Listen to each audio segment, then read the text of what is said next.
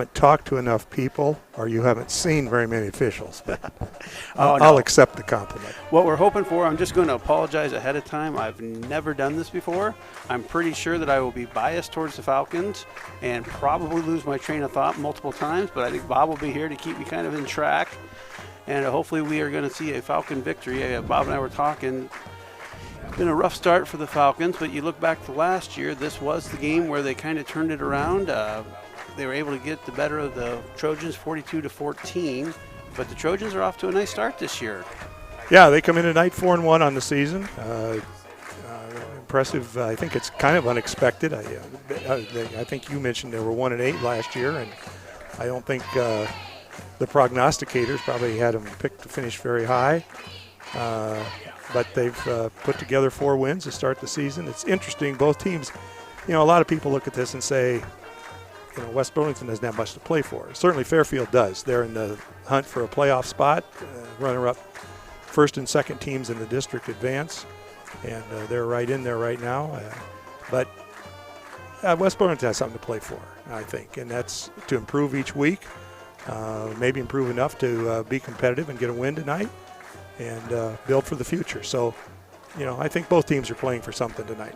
Yeah, and you never know in the game of high school sports, football in general, particularly with COVID and things of that nature. I mean, if the top 2 teams in the district get in, West Burlington Notre Dame goes on a little hot run here, win 4 or 5 in the district. I suppose by default you'd end up being in second place. So I suppose we're not technically out of the playoff race just yet. Mathematically, that's correct. Yeah, we'll go with mathematical. I think that's the. I think we'll see perhaps maybe a little different look from the Falcons tonight, but we'll take a break here as we listen to the National Anthem.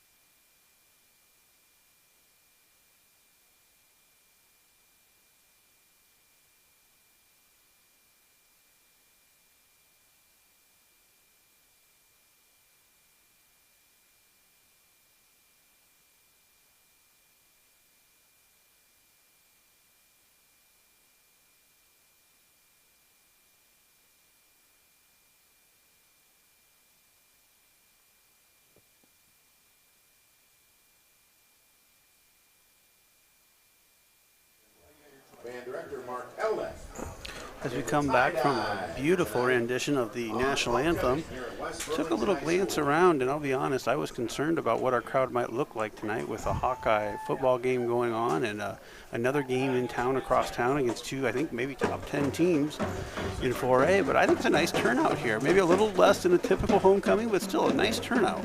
Yeah, it's unfortunate that it's run into the competition you just described, but yeah, there's some fans. Nice little student section down here I see in their usual standing position, ready to cheer on their classmates. I'm wondering if our theme tonight is maybe a whiteout. I've seen a lot of white down there. Yeah, that appears to be the case. The band had an interesting outfit on tonight. I don't know if you'd call that a tie-dye.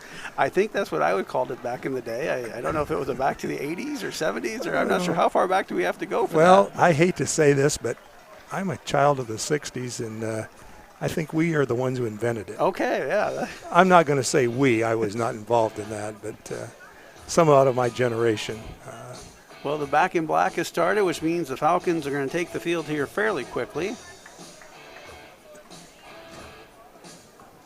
And we're about ready for the Looks like Hayden Vandenberg is maybe giving a little speech to the team before they take the field. Looks like a couple of our bigger linemen maybe going to lead this out. I'll be curious to see if they can get to the paper before the young guys or not.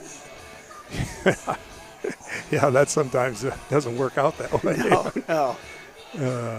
I can tell you, as somebody who ran a 5.340, I never broke the paper. Never once. I probably couldn't have broken it.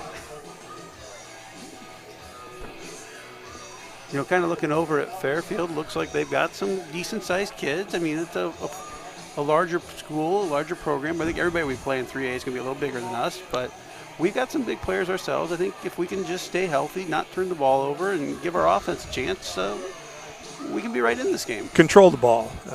You know, we'll have some long drives, and there we go. Yep. They're on the field.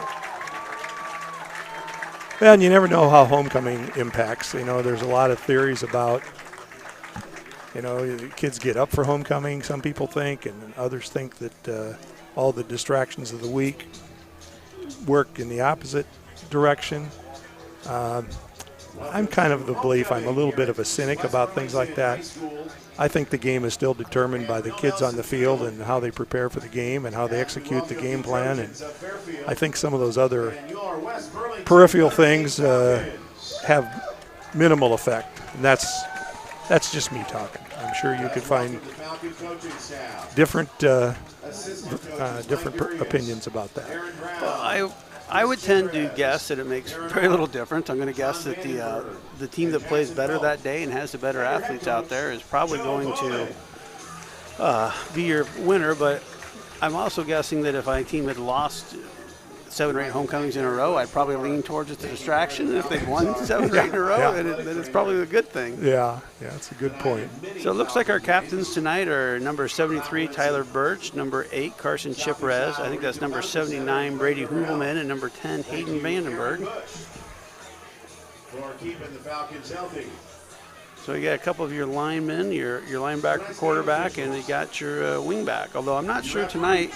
I heard a rumor that maybe we're going to move a few players around today, so we might see some people in some different spots. Well, go ahead. I'm sorry. Oh no, I was going to say at 0-5, maybe that's okay. Try something different. I don't disagree with that at all. You know, certainly Hayden Vandenberg has become the key offensive weapon on the team now that Trayvon Donaldson has been out for a couple of weeks, not expected to play again tonight. I would think they would search for ways to get Vandenberg as much involved in the game, either carrying the ball or maybe throwing it occasionally.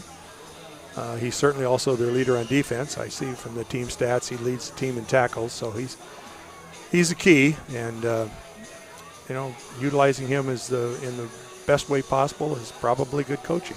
No, I think that's right, and I do can confirm Trayvon is in shorts and in his jersey, so I think we can officially rule him out for this week's game as well, which is too bad. I mean, that's your leading rusher obviously coming back, and not just the leading rusher at West Burlington Notre Dame, but I think he was the 2nd or 3rd in the state last year as a sophomore, and I think at least one of those guys graduated, but that was 2A, and that was last year, and nobody's going to feel sorry for us here tonight, so we're going to have to make do with what we got. Yep, they don't just reappear. Somebody has to pick it up. Yep. Get the job done. And I think they've got the players they need with a little breaks and play hard. It looks like we'll be kicking off. Fairfield will be going from north to south here. Number 48 for our Falcons will be kicking off. And that is Lundgren, I'm pretty sure. Back deep for the Trojans. I think that's number 9, or is that number 3? I've got 3. 3, so Tate Richardson and 38. And number 38, Lions. So we're ready to get this started. Hopefully we can get a nice start here by the Falcons. It's homecoming, and let's play Falcon football.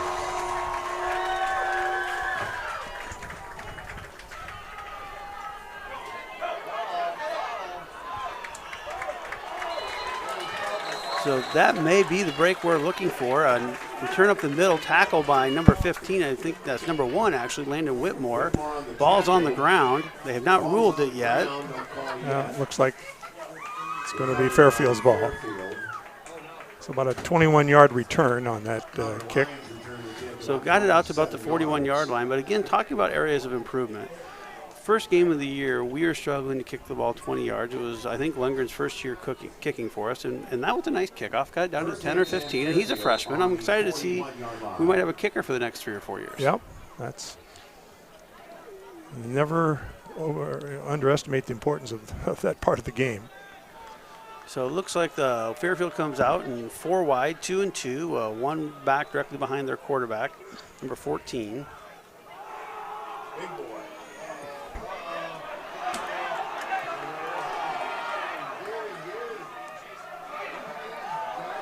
So that is number 34, who I know is Fairfield's leading rusher. That is Teddy Metcalf, if I'm reading that right. Metcalf with a long run off the left side, probably about 50 yards. Went untouched through the line, unfortunately. Yeah, he shows some speed for a big boy. Yeah, I think I saw in the stats he was averaging 4 yards a carry, but that didn't look like it there. No, he just improved that average right there. Yes, he did.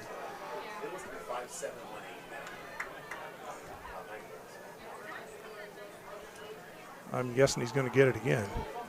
Got a fumble on the.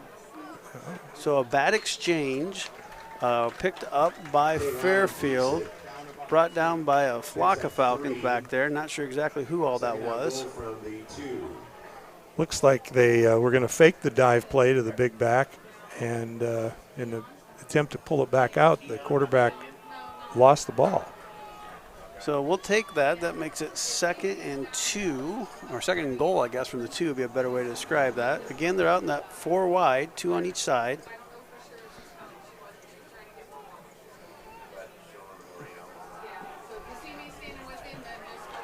Much better effort there by the Falcons. That was 44. I believe that's Howell come flying in, the first one to hit him in the backfield, and then met by a few Falcons in the middle. Was that 73 Birch and maybe 54? Is that who you had in there?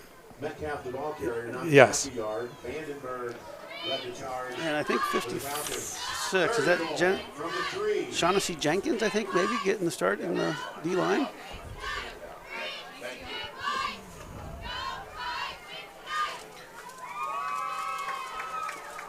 Back to pass, throw out to the right side. You know, that was an amazing, that's a pretty good high school catch and throw there. I mean, that's a fade route into the right corner of the end zone, and that's not an easy throw to make. No, and that was not poorly defended. No. We were there. That's the advantage of that fade route, is that if you put it in the right place, it's basically undefensible. But you have to throw it a long ways for just a short yardage gain, but they only needed, 2 or 3? Yeah, so we got a 2-yard touchdown for the Trojans, and they're trying the extra point here.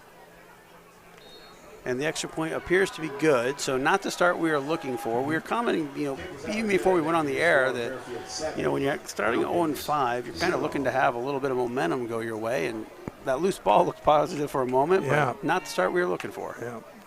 Yeah, it's unfortunate. They broke that big run. They had ran that spread formation, and actually the running back kind of broke it to the outside, which I'm a little surprised that there wasn't some containment out there. He broke a couple tackles and broke to the outside, and I know a lot of went teams for a big gain. Yeah, a lot of these teams this year, and just high school football, is so more advanced than it was, at least when I played.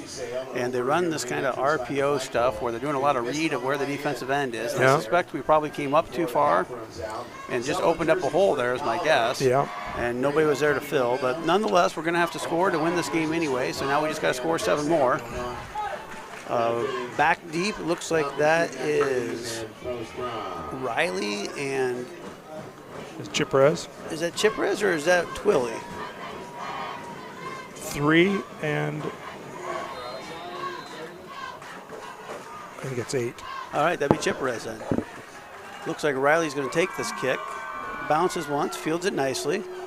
Have a little hole off to the right side. Brings it up, across the 30, 35, across the 40, cuts to the middle, brings it out to the 45. A nice, very nice comeback by the Falcons. So, probably about yards. 35-yard kickoff return there. I think he fielded about the 5, and so about a 40-yard return. Nice. That's a nice response. And sure enough, it looks like we do have a little different offensive signal caller today. That looks like that's Caden Schwenker, number 9. He's a sophomore. He's been leading the JV team that's been putting up some points, and I suspect we're going to see Vandenberg, and he's going to touch the ball a lot, I'm guessing, but maybe in different spots.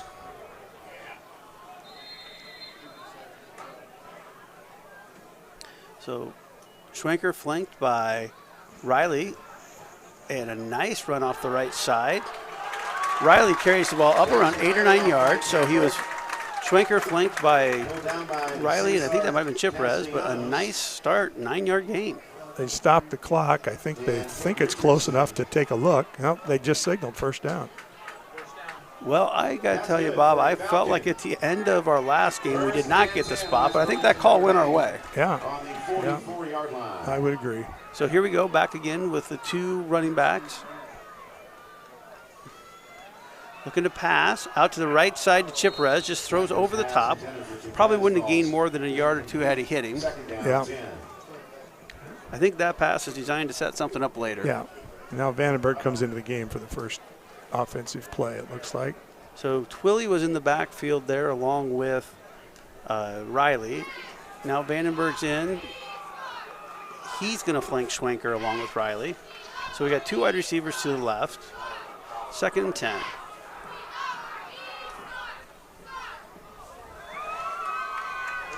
Tried that run off the right side again. Riley gains maybe about 2 yards, met by 34. I believe that was their big running back, so he's playing both sides. And Vandenberg has gotten up limping. Which might explain why I didn't see him to start on the defense either. I wonder if we're fighting something. He did get hurt in the Solon game, was fighting his ankle sprain. That's what he appears to be favoring right now, his left ankle. Well, hopefully he can get that stretched out, and he's a tough kid. There's no question about that. So we've got 3rd and 8.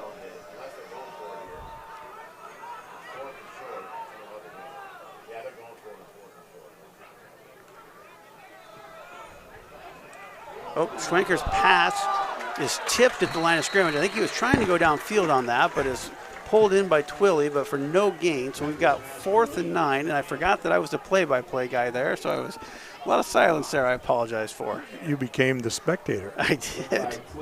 My wife will tell you that seldom happens, and I just have silence like that. I hear you. So it looks like we are back in punt formation. I think there's Xavier Jenkins may be punting. Again, that would typically be Vandenberg, but as we talked about, he's clearly fighting a sprained ankle or something. Yeah.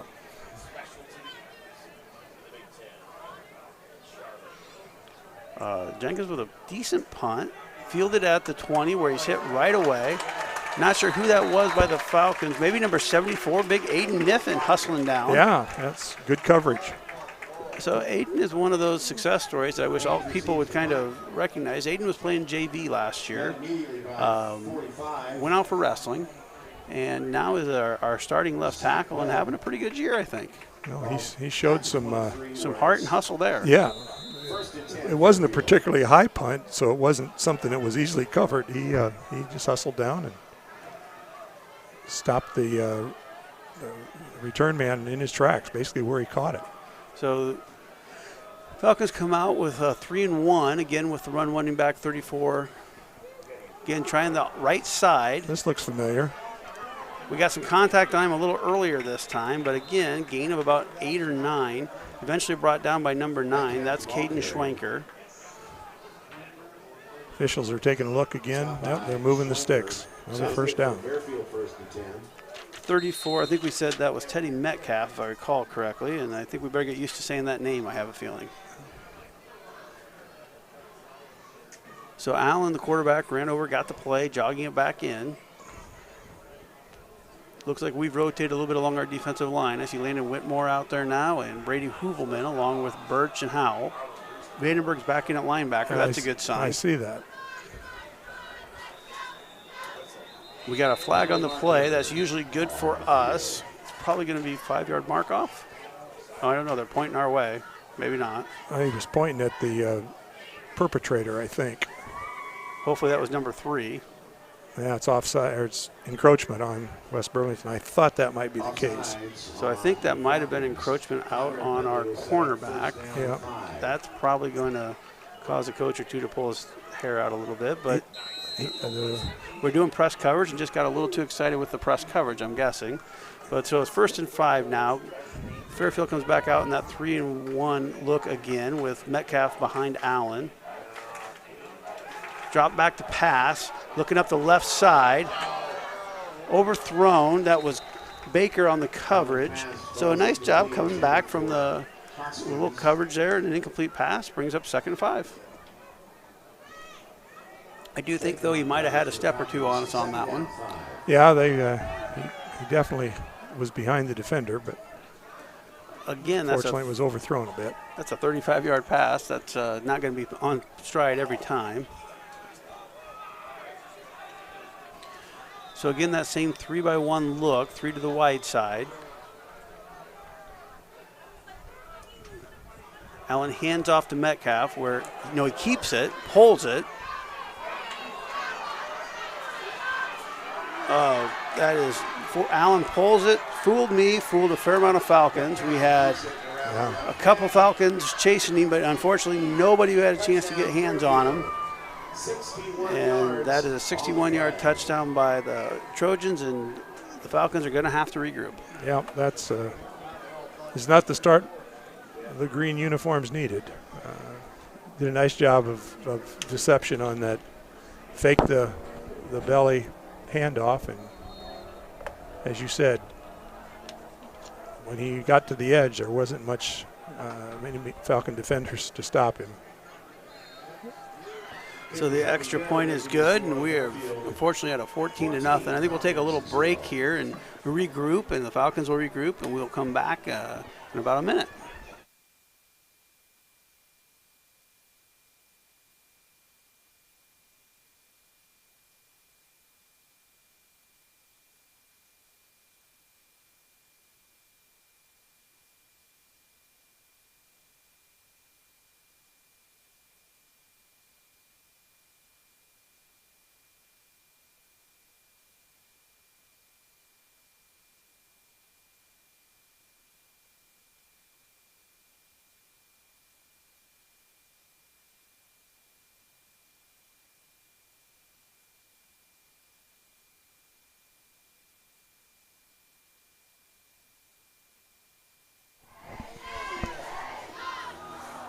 All right, well, as we come back here to historic Bill Nelson Field, we have Fairfield Trojans kicking off, up 14-0.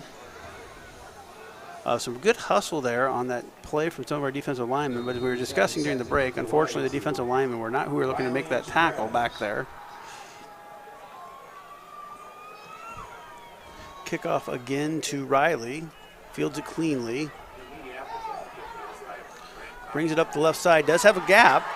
Riley across the 40, 45, still on his feet, crosses over the 40. So again, phenomenal field position for the Falcons. That's 2 great kickoffs by Riley. Kickoff returns by Riley, excuse me. About a 47, 48-yard return. So I think he might become our state leader in kickoff returns if we just stop it right here. That's 2 nice. Yeah. And hopefully those are the last kickoff returns we have to do this game. We'd rather see him returning punts. Yes. 37-yard line. 1st and 10, West Burlington, Notre Dame. Well, they got a short field. Let's see if they can take advantage of it. So we have Schwenker back in the backfield, flanked by Twilly and Riley. We have a little contact in the backfield. Pass Chipperez off the left side, wide open. Cuts it forward. Nice block out there by Carson Jones. I don't think we had the motion in the backfield we were looking for, but it didn't affect the play. And that's a nice 15-yard pickup. Yeah, very nice play. Little bootleg action to his left, and then threw across his body, made the completion. Schwenker looked that was impressive for the young quarterback. And Chipperez did a nice job when he got the ball, and Carson Jones down there with a lead block. Yeah, nice yards after catch. And so back in business.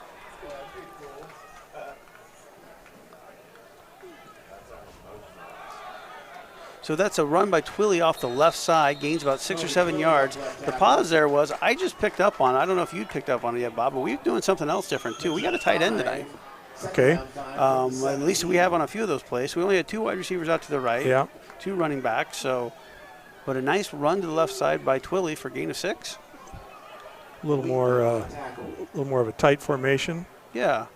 Looks like we've got Carson Jones lined up just off the side of Birch. Quick pass out to Chiprez. Little bubble screen. Oh, gain of about 5 yards. I think that might have got us down to the 10-yard line, which would be first and goal or just first and 10 from the 10 and an inch. Now they're spotting it on the 10, so it should be first and goal. So I recognize this will make me sound kind of whiny, but it seems like when it's not going your way, it's not going your way. That could have been nice to be on the 11 there. We could have had the first down and still had one more. Yeah. But here we go, first and goal. We're not going to complain about that. Again, 2 on the right. Looks like Vandenberg. I wonder if that was a broken play. I wonder. Schwenker goes up the middle for no gain. Looked like he kind of was looking to hand the ball off and realized that the running back wasn't looking to take the handoff. Yeah, so he made the best of what he could. He got back the original line of scrimmage. So 2nd and 10. You know, it is a new offense this year. I think somebody told me it's either the 4th or 5th new offense in 4 years. So when players are playing in positions they haven't played before, Vandenberg's playing now running back along with Riley. So that's not surprising. I think we'll have a face mask. I think we will. So the play there, we had a kind of a motion of a cross there, what I'd always call a cross. And then it was going to be a pass play, but our pass protection did not hold up. Schwenker got hit in the backfield, but I think we'll be fortunate somebody grabbed his face mask.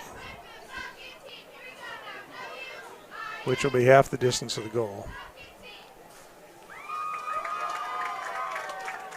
So and now, replay 2nd down. Is that a half the distance from the spot or from the original line of scrimmage? That should be from the original line of scrimmage. So that should set us up with- It is. It'll be first and goal at the 5, or 2nd and goal, I should say. So not an automatic first down in that situation? No. Okay, well, so we got 2nd goal from the 5, which is better than what we had. Ball from the 5. 2nd down. So again, 2 wide receivers to the right. It looks like we've run our tight end off to the left. Vandenberg and Riley in the backfield with Schwenker. Hand off to Vandenberg off the left side. I think he's in for a touchdown. That's a Falcon touchdown. There we go. His ankle looked okay there. It sure did. So hopefully just a tweak. So clearly we spent some time putting some new plays in this week with some new players, and that looked pretty nice right there. That was a nice hole opened up on the left side. That would have been Aiden Niffen and Brandon Knupp out there, I believe, and I think that was Landon Whitmore at tight end. So Lundgren comes in to try the extra point, and it's 14-6. Chiprez on the hold.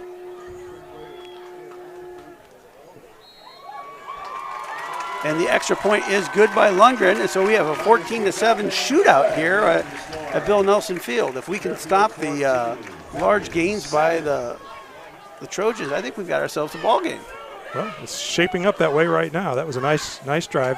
Benefited from the long kickoff return, which gave them very favorable field position. But a couple of big plays in there. That little pass play that Schwenker completed. Picked up the first down. Helped a little bit by the face mask, certainly, which moved him 5 yards closer. But, the nice thing is we took advantage of that. Exactly. I think I joke with Pee Wee. I always think the difference between good golfers and myself is they take advantage of the good bounces. I seem to find a way to make it worse. And, and that's what I think the Falcons did there. They got a good bounce, and they took advantage of it. Yep, no question. You're exactly spot on with that assessment, I would say. So Lundgren kicking off. Again, I think we decided it was number 3, Richardson, and 38. Yep. That's Lions, I believe. I wouldn't mind seeing an onside right here. It is not an onside, though. A nice kick. Probably going to field about 15.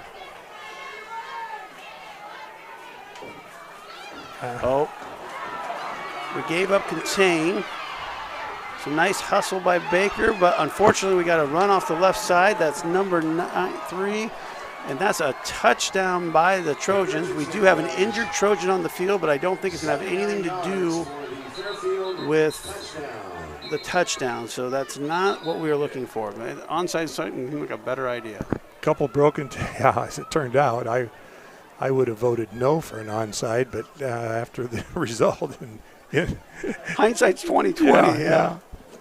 No, that's too bad. So we do have an injured Trojan on the field. I do not have who that is, but certainly hope that he's going to be coaches out there and trainers. He's just laying flat on the ground on his back. Aaron Bush from Great River Medical out to take a look. Oh, he's getting up. 42. 42. It looks like it's probably a leg injury. He's up, but being helped by the coaches. Now he's walking off under his own power, so that's a great sight. 42 is Kevin Dorothy. He's a junior. And now the Falcons are going to have to regroup again.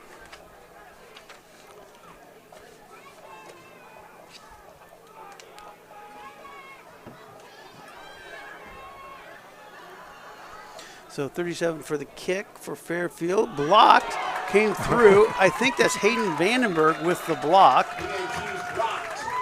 So I think that ankle is feeling fine. Yeah. We're going to hope that it stays that way. Yeah. I noticed after his touchdown run, he didn't stay on the field for the point after, and he did kind of favor it as he came to the sideline. He's still, obviously, it's nagging, but not enough to keep him out of the end zone when they had that second goal. So at 20-7, we're going to take another break here and come back for more Falcon football.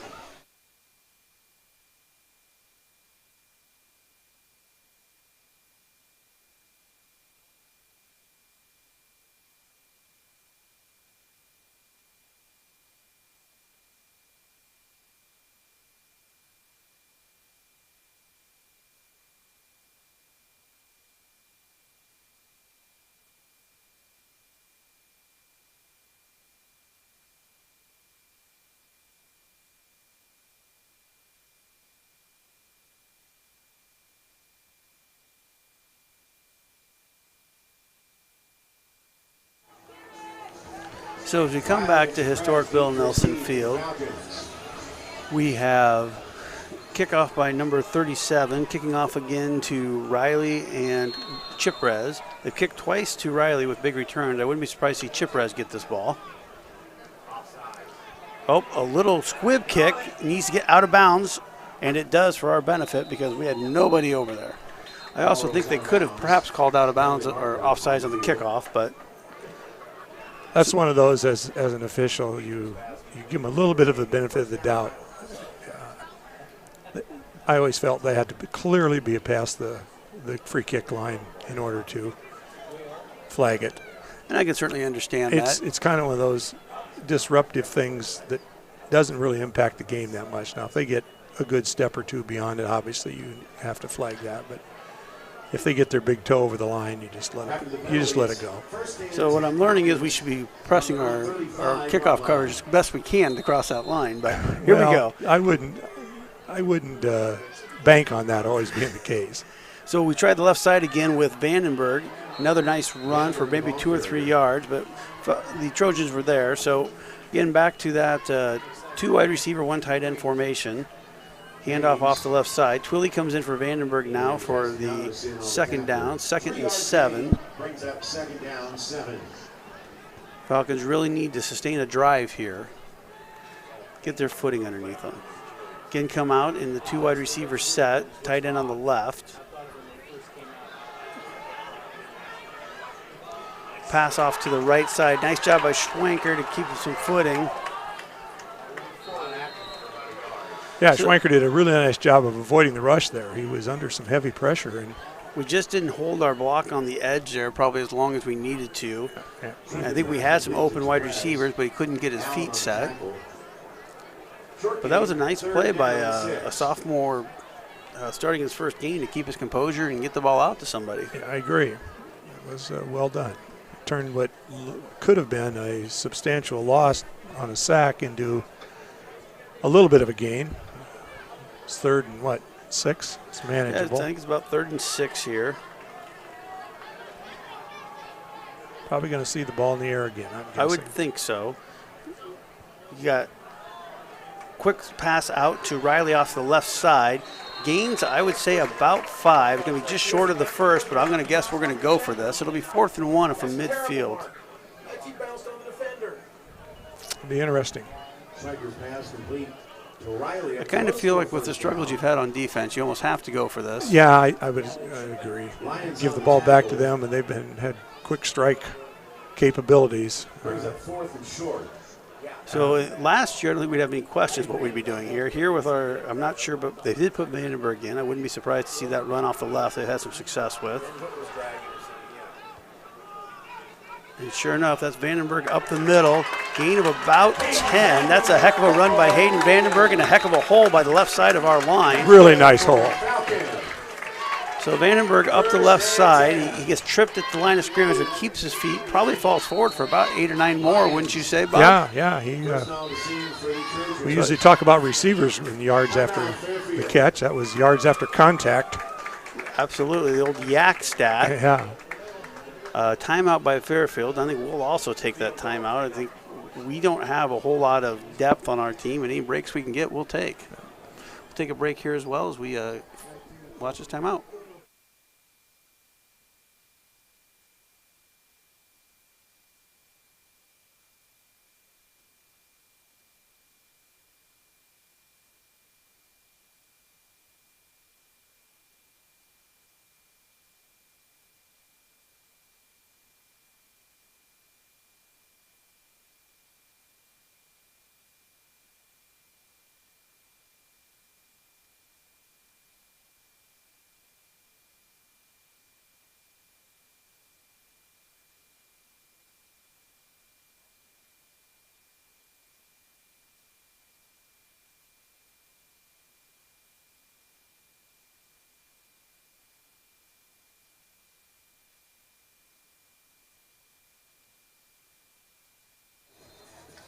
So as we come out of the timeout, we have 1st and 10 Falcons from their Trojan 44. Again, our same 2 wide receiver set. Riley and Twilly in the backfield. Twilly with a handoff to the left side. Keep working that left side, but not with much less luck. Twilly stopped for about a 2-yard loss. Ball came loose, but they're saying momentum, I think, probably there was the call. Yeah, the forward motion had been stopped.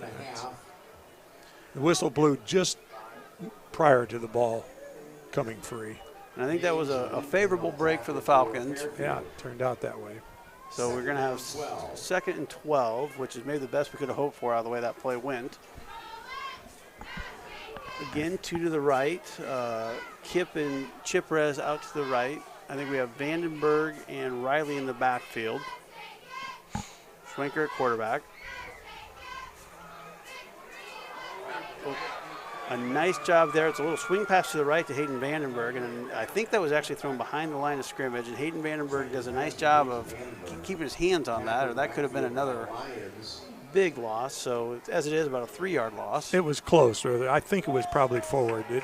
In order to be ruled a backwards pass, it truly has to be backwards. If it's parallel to the line of scrimmage, it's considered a forward pass. So I think it was probably a forward pass, but the Fairfield defenders sniffed that out pretty quickly. I would guess they're maybe spying on Vandenberg a little bit. It would seem that way. Now, we got ourselves here 3rd and 18. We've not thrown it downfield much, but I think we're going to have to here. No, instead we take a little bit of a gain out to the right side. A pass to Twilly, gets about 8 of it back. Brings up 4th and 10. You probably got to punt this, I would think. I would think.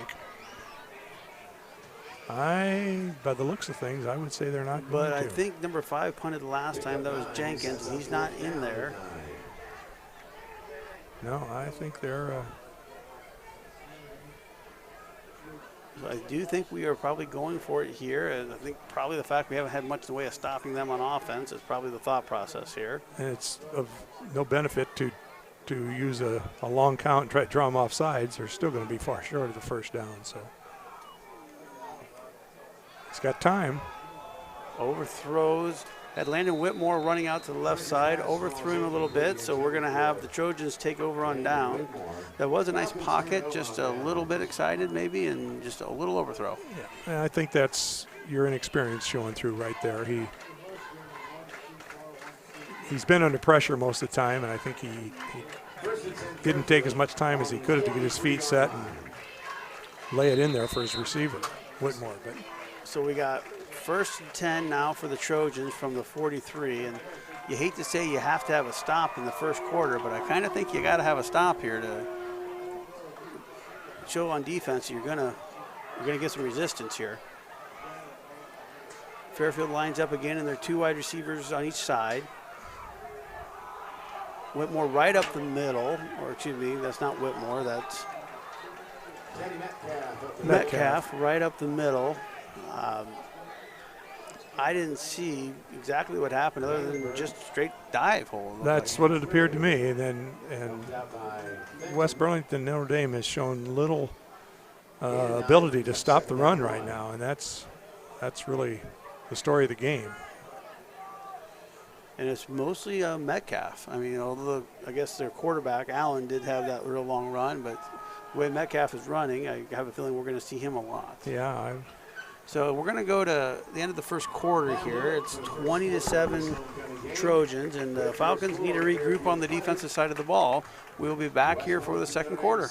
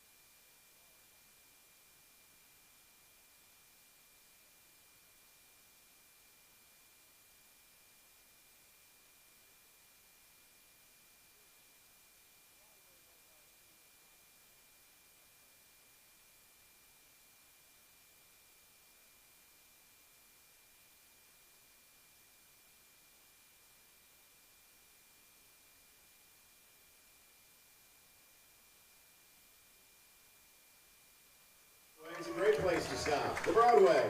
So come back. We're going to have 2nd and 1 for the Trojans, lining up in a 3-by-1, but with the same 2 in the backfield. That's Allen and Metcalf. We have, I think, what's going to be false start on the Trojan wide receiver, I think. False start on Fairfield. Speaking of things that the coaches might pull their hair out over, that's probably one as well. Well, we'll take that. That sets us up with 2nd and 6. And if we were coming back, you might have overheard, but we want to make a big shout out to Ellis Aarons at the Broadway. They are our game day sponsor today. Provided the meal for the players beforehand. And if you can get out and support the Broadway, they support our athletes. That'd be awesome, along with Jimmy John's. 2nd and 6, run right up the middle, kept it. That is twice in a row. Allen does a nice job with that handoff. Pulled the ball just as Howell was in the backfield. Tackle made there by Tyler Birch and a few other Falcons downfield. Well, that play is set up by the effectiveness of the dive up the middle, and I think the Falcon defenders have to respect that because that's gone for big yards several times tonight. And it allows the quarterback to do a nice job of faking the handoff and pulling it out and getting the edge and picking up very nice yardage. So the Falcons going with I'm not quite sure how to describe it, but a different sort of defensive look in that I don't think we have a defensive lineman who's maybe more than 150 pounds out there, but we got trying something a little different here. 3-by-1. Try to get a little quickness in there, I'm thinking. Yeah, that would appear to be the case. Holding. He had his dang jersey. Oh, so Bob, I got to tell you, I have a hard time with that call. So that's a deep pass down the right side. They're trying to hit number 5 there, I think it is. And they're going to call pass interference, I think, on Carson Chiprez. But to me, it looked like 5 just tripped, and Carson Chiprez just ran over him. Would you agree with that call, or? There was some contact, and well, I did clear up early on that I was going to be biased towards the Falcons, so we had 2 flags on the play, so at least 2 officials saw it the same way, not the way you saw it. I feel one of them was influenced by the other, but And neither that's here nor there. and that's a possibility. I feel like they were going for strength in numbers type of approach. So right now, then, it's 2-1. Yes, and unfortunately my vote doesn't count. So we're going to have 1st and 10 from the 28.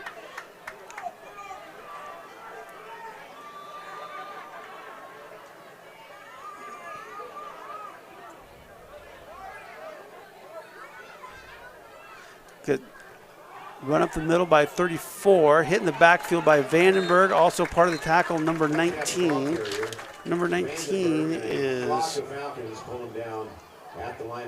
Lance Steinhoff, a sophomore, for a no gain. So again, that defensive line right now is on the smaller side, but there it certainly worked. Steinhoff is, I think, maybe playing nose and got his hands on him.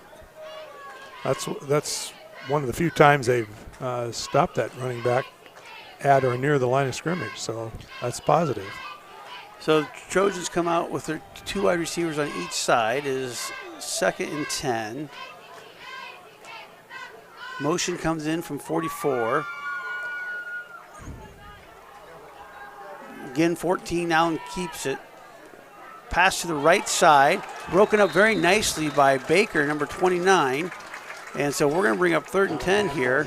I don't know if Baker can play that much better other than he jumped just a little bit early, but he was in perfect position. Well played, I agree. He's had position and timed his break on the ball and caused the incompletion.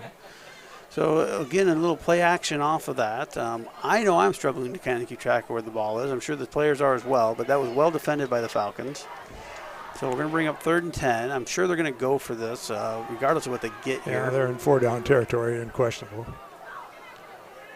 So they come out again in that 3-by-1. 44 is a pretty big guy to be out there at wide receiver. Drop back to pass again. Bring 44 across the middle. Nice open field tackle by Twilly. Probably a gain of about 8. Going to bring up 4th and 2. Pass complete to Wheaton. Maybe a little more, 4th and 3, perhaps. So probably no doubt that the Trojans are going for it unless they got a field goal kicker. That in high school, when I played, you never worried about anybody kicking a field goal, but now these guys kick it from 30, 40 yards. Yeah, the soccer development of soccer has impacted that considerably. Absolutely. So a big stop for the Falcons here. We've got 4th and 3. Birch and Hoovelman back in the middle of the interior. Got a run off the left side. Vandenberg hits him in the backfield.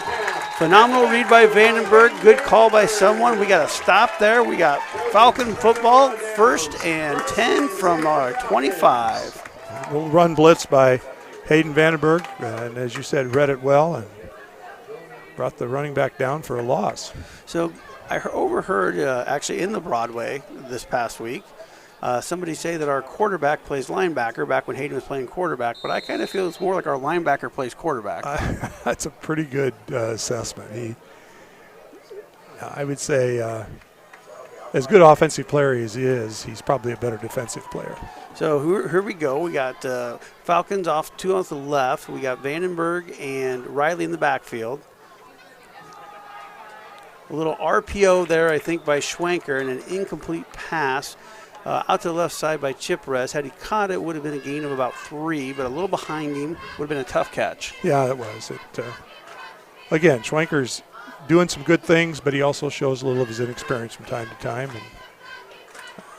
and he'll certainly improve on that as maybe hopefully as the game goes on. Well, I know the JV had a really successful game on Monday night that I think he may have quarterbacked before he got moved up here. So hopefully we can get some of that going. So we got 2nd and 10, again, lined up in our 2 running backs. A little pitch to the left to Vandenberg. Has a little bit of a hole for a second, but it closes fairly quickly. Does a nice job of running through a tackle, brought down by number 25, but not before he gains about 4 yards.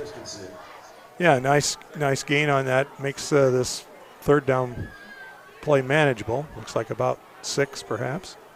That's a play I don't think I've seen yet this year, that little motion pitch. Yeah. I think just trying to find ways to get him out in space. And 1st and 10 West Burlington. Check that 3rd and 6 West Burlington Notre Dame. so we have 3rd and 6. I wasn't even watching that game. I was completely confused. 3rd and 6, got a pass out to the right side. I'm not sure if he was going for Kip and just got his arm hit or if he overthrew Chiprez, but either way it falls incomplete off to the right. So we're going to have 4th and 6, and I think we're going to have to punt this one. I think we have to credit Coach Bowman with having the confidence in his young quarterback to not be afraid to put it up. I mean, you're fairly deep in your own territory, an obvious passing play, and they're still calling his number and give him a chance to make a play. So the punt is by Jenkins, number 5. It lands probably about 30 yards in the air. Bounces forward for about 10. So we're going to set up the Trojans with 1st and 10 from their 35. Probably net of about 35 yards on that punt. Would you guess, Bob? Yeah, that looks like that was about the distance. So Falcons come out, having made a stop last time. We need a stop again. I know listening to Coach Bowman at the beginning of the year, I mean, he preached to the kids, he's not going to play scared regardless of what situation they're in. And as you said, that's, I think, trusting a sophomore back there, and he's going to run his offense. Yeah. And that's the only way he's going to learn. That's for sure. So you're down 2 scores, and I guess a gamble here or there, a little risky play is. So for the first time tonight, I think the Trojans got 2 running backs in the backfield. So that's a handoff to number 34.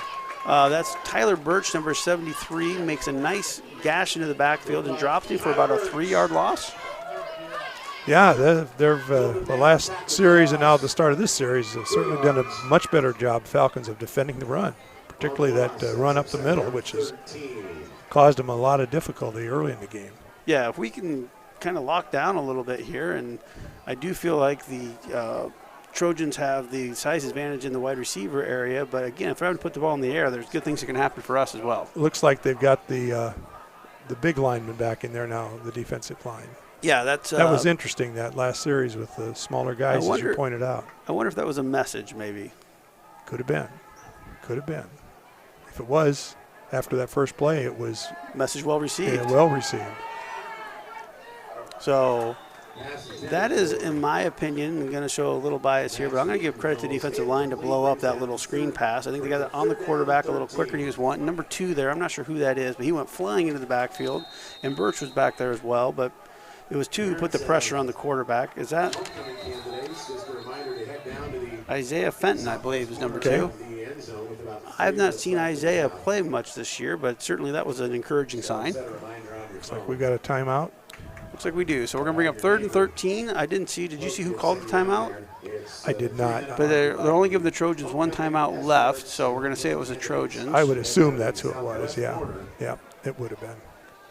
So just a nice job here in my mind by the Trojans, or excuse me, by the Falcons of regrouping. And so we'll take a little break here and come back.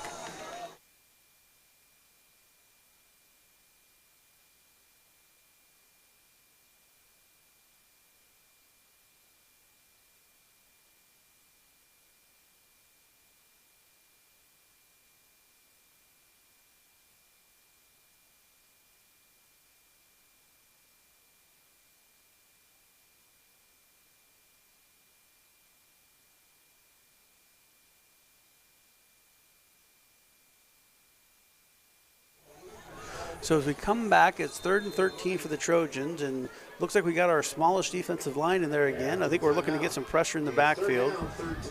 Trojans come out with 3 wide receivers to the left. Metcalf still in the backfield. Drops straight back to pass, steps up in the pocket. Pass out to the left side. I'm not sure who that is, but the ball's on the ground. We have a fumble, but I do believe it was fumbled out of bounds. So I think we're going to end up with 1st and 10 for the Trojans somewhere around midfield. Did you tell Bob who that was who caught it out there for the Trojans? I did not catch the number. It's on the far sideline. And the shame of that was that when he caught it, he was about 5 yards short of the line of scrimmage, and we had a chance to make the tackle. It would have been a good play, but we just lost our positioning there, I think, a little bit. Yeah, Falcons have given up extra yards on missed tackles several times tonight, and that was another example of it. So we're going to have to regroup here. It's 1st and 10. We again have our speed line. We're called the speed line in there. Have no idea if they're faster or not, but. Well, they were too fast. Yeah, too fast. I'm hoping maybe they'll see 54 moved as well, but. They're pointing at the West Burlington kids are pointing at the. Uh-oh. Uh-oh. At the end of the first quarter, it's Iowa 3, Maryland 7. So I was hoping to avoid knowing the Iowa-Maryland score, but Casey Fleming has given us an update. You know, Bob, since that was brought up, I guess I personally think it's just a shame that college football has gone to playing on Friday nights. I'm not a fan of that either. Again, it's a money game, and yep, we all know why they're doing it, but I just feel like Friday nights are for the high school kids, and I feel like you're going to hurt yourself in the long run because you're going to take away the popularity of football at this level. But I will give West Burlington and Notre Dame a lot of credit today. Their fans are out for homecoming. I mean, there's a lot of students here. So it's 1st and 15, need a stop. About the 45.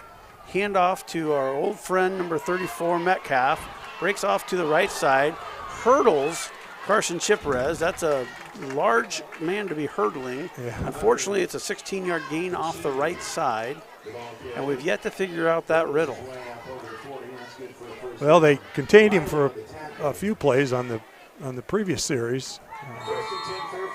But he broke through again and picked up excellent yardage. So here they are again. On our 38, plenty of time to put our foot in the ground. I think that's Isaiah Fenton playing line there. Got 2 back for Fairfield. Handoff this time to number 24. Haven't seen him carry the ball yet. 24 is Hunter Check. We're going to go with Cheechant. Either way, it's a gain of about 3. Two sets up 2nd down 8. Again, the Trojans come back with their 2 running backs. I'm going to call him Cheech. Is it Cheech? What do you? Anyway, we're calling Cheech. He's actually their 2nd leading rusher on the season.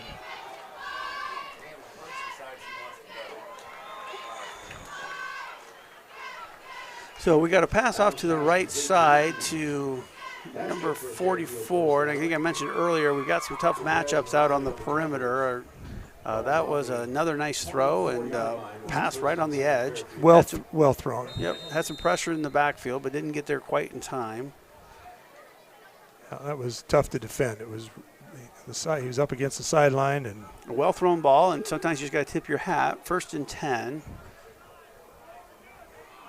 Falcons need to put their foot in the ground. Again, 2 running backs in the backfield. Handoff again to number 24, Cheech. Hit in back at the line of scrimmage. I think Birch is the first one to make contact, followed up by Vandenberg. So that's going to bring us up 2nd and 11. That was a nice stand there by the Falcons. We could use some more of that.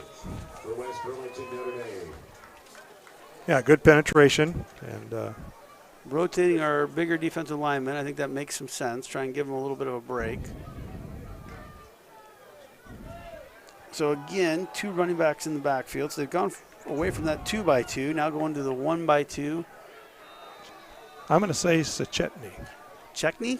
Sechetny. Drag the pass. We got 44 running wide open, unfortunately. Oh, but the pass is held up a little bit, and a nice job of recovery there. I think that is Caden Schwenker catching up. Number 9. Yep, Schwenker, and I think that was Twilly back there as well. So a really nice job of recovery there because 44 was running kind of wide open towards the end zone. Schwenker did a nice job of breaking on the ball, and it held up long enough for him to get there and break up the pass. Yep, that looked more like save a touchdown. That's looking to be a little bit more like a high school pass and one you can make a play to than some of the others he's thrown. That was yeah. So we're going to bring up 3rd and 11. Again, I've said this a lot the first quarter, but we need to stop here. We need to get ourselves regrouped and hopefully maybe get a score. 3rd and 11. Again, they go by their 2-1, 2 running backs in the backfield. Handoff to 24. Vandenberg on the tackle after a gain of about 2. Held on to the ankle. And I know, Bob, you told me his name, and I apologize, I forgot already. I said Sachetny. Sachetny. So Sachetny with a gain of about 2. And if there are any Fairfield fans listening, our apologies. That's right.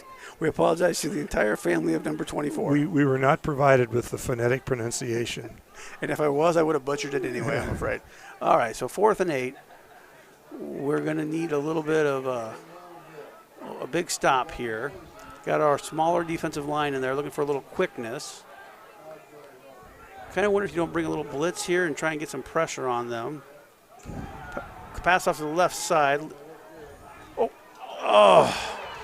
So Twilly out in coverage on number 44. He's in good position. He cuts underneath and just misses the ball. He just didn't quite get his hand up high enough. I think he thought maybe saw a pick 6 there, but 44 makes the catch again. Yeah, that's unfortunate because he played it well, and it looked like he was going to, at the very least, knock it down, if not pick it off. But as you described, it turned into a first Max down Wheaton for the Trojans. Fairfield. I'm sure Kobe would like to have that's just be one of those that kind of haunt you a little bit, but he was in perfect position just to make that play next time. So we got 1st and 10, 2 backs in the backfield again. It's Chetney and Metcalf. Handoff this time. Ball's on the ground. Recovered by Vandenberg. So Hayden Vandenberg with a heck of a run blitz, and I think disrupts it a little bit. The fumble happens after the fake handoff, and Vandenberg's there to land on. So we got 1st and 10 for the Falcons, and that may be the break we needed, Bob. Well, it was certainly opportunistic. That was what they needed to get this drive stopped. They've got enough time if they can put together a little drive of their own, maybe get this back to a 1-score game. We'd certainly take that at this point in the game. I think we will get the ball to start the second half, if I recall correctly, but let's stay focused here. 1st and 10, Schwenker in the backfield, flanked by, looks like Twilly and Riley. A little pitch to the right to Riley. Cuts it off to the right. He's got the gap up the right side line. Probably a run up the right side, gain of about 9. Really nice patience. He waited for the play to develop, used his speed then to get to the edge, and nice gain on 1st down. Didn't see the blocking out there, but it didn't look like a lot from where we were at the beginning. But like you said, nice patience by Riley. I think he allowed some blockers to get there and open up a hole for him. It's a good effort. Yeah, very nice. So 2nd and 1 here from the Falcon 25. Schwenker in the backfield. He's wrapped up.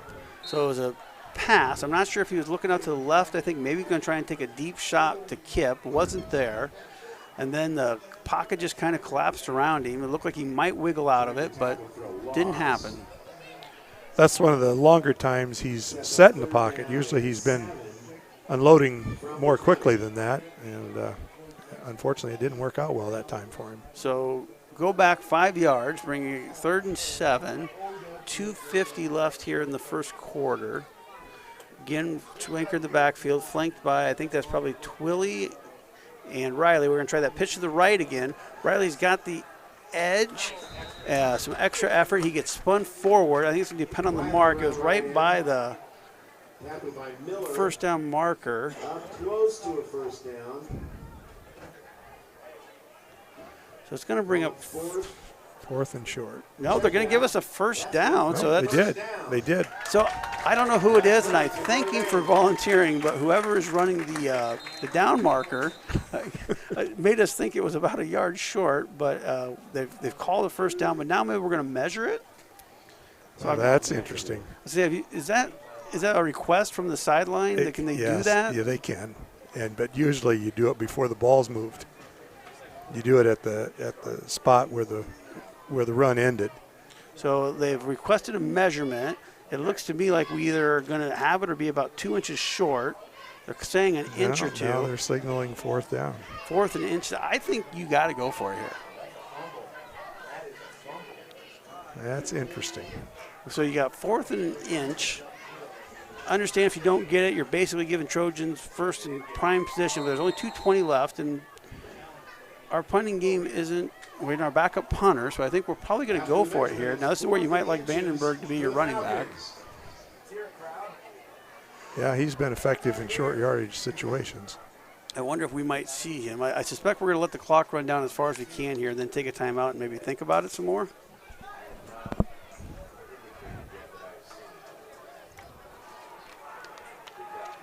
Here it might be an opportunity for him to use a long count, try to draw Fairfield lineman into the neutral zone. We'll see.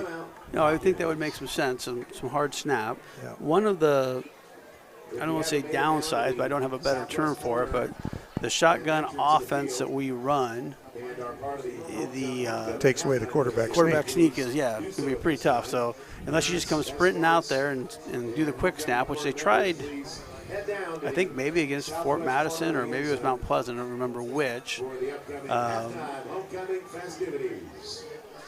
But we're kind of working our way through a timeout here with 1:50 left.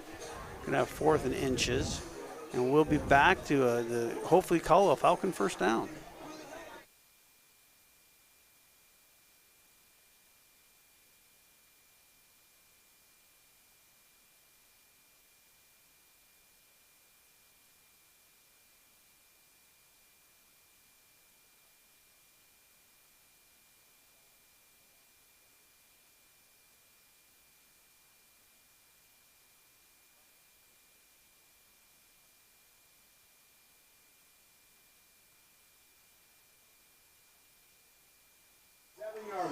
So we're coming back from timeout. It does not look like we are going to punt this. Vandenberg is going under center.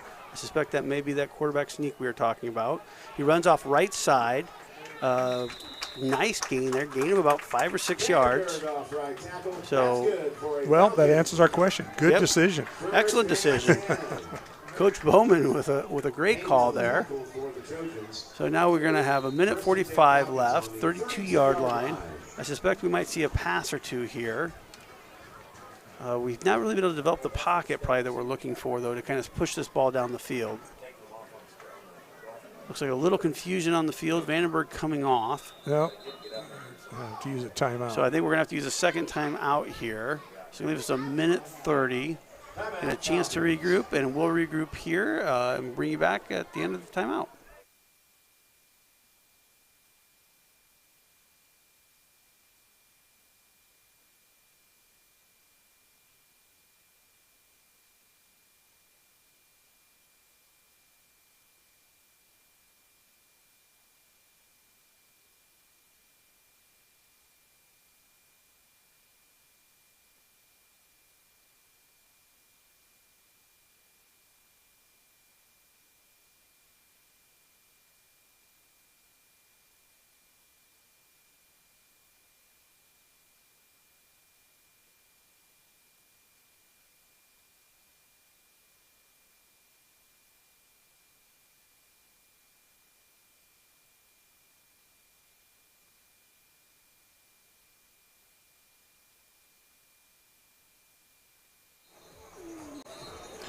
So as the Falcons come back out after the timeout with 1:30, I want to take this as an opportunity to thank Jimmy John's. Jimmy John's has provided the sandwiches for the press box, and Jimmy John's and his team Tony Diaz and his team are always great about helping out West Burlington Notre Dame Falcon sports. So we have 1st and 10 from the 32, 2 running backs in the backfield of Schwenker.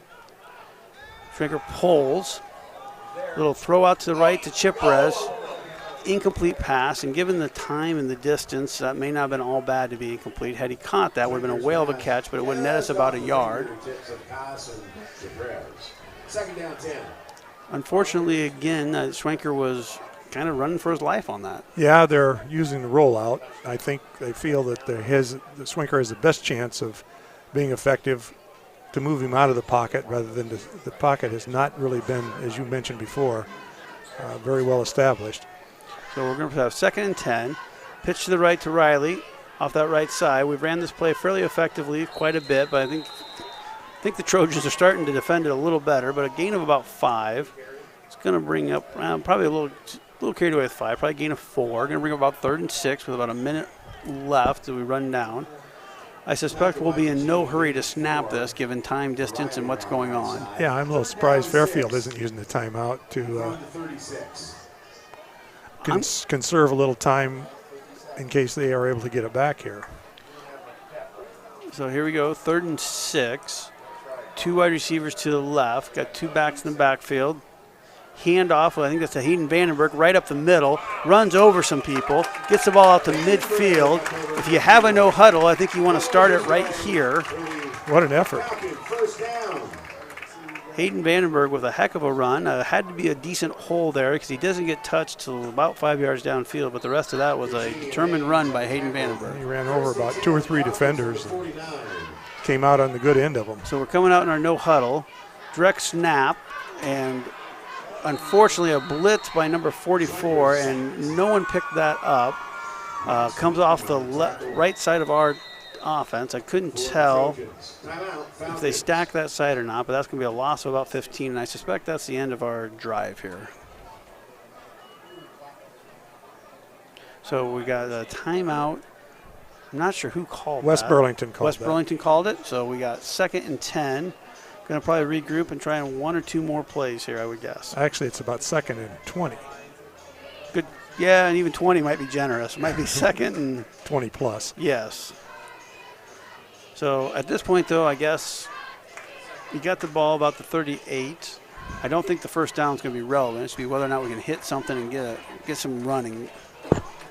Not had a lot of success going downfield, partly because quarterback hasn't had a lot of time.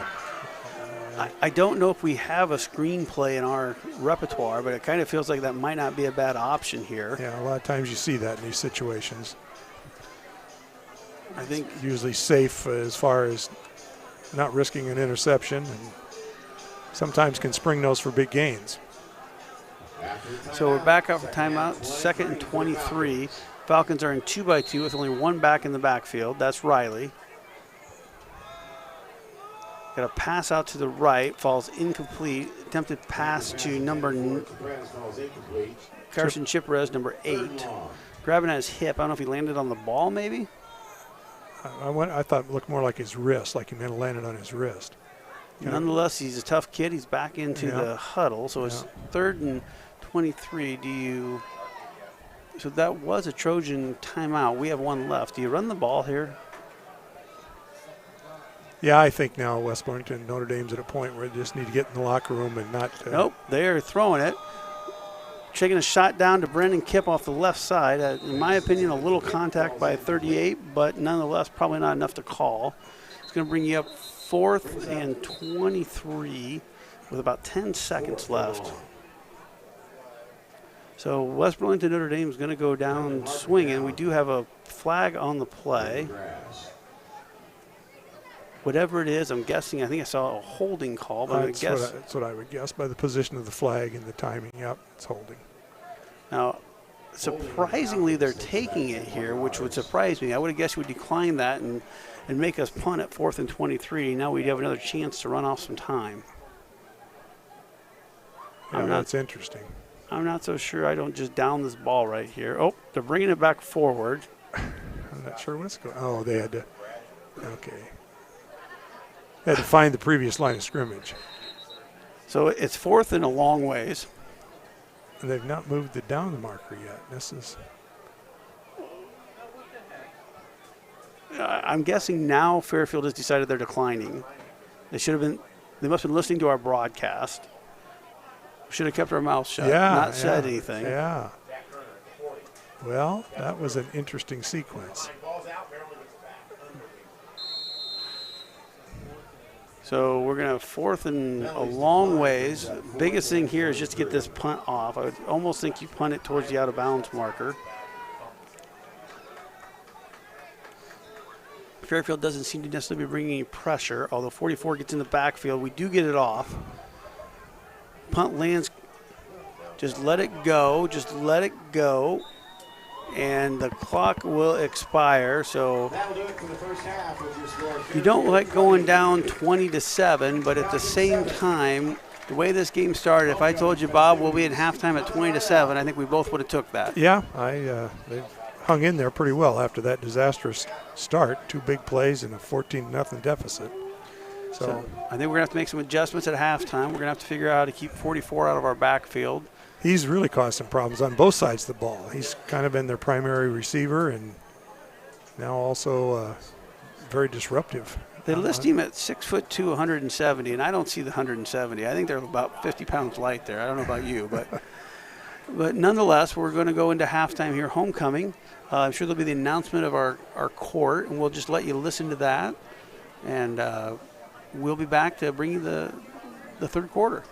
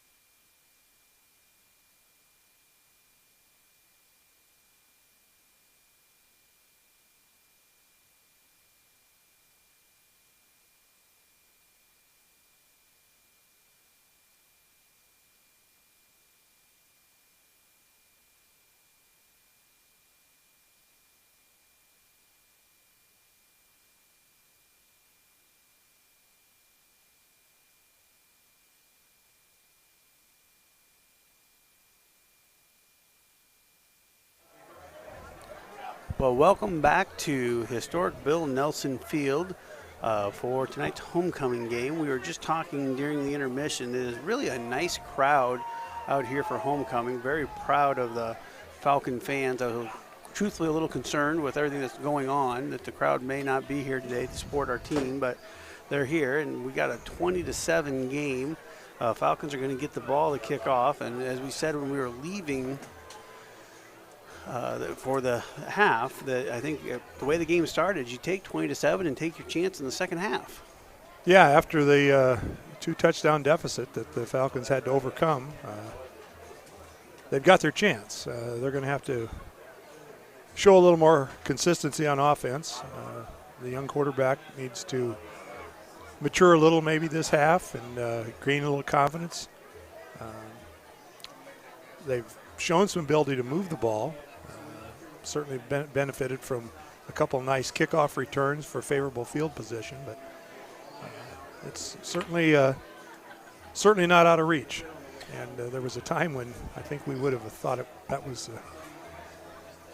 the possibility. So. Yep. So a credit to the Falcons. I mean, with a season that's going the way this one's gone, it would not have been that hard to think you might just kind of, throw your hands up in the air with that start, but they've battled back. They've got a chance. They're going to get the ball to start the second half.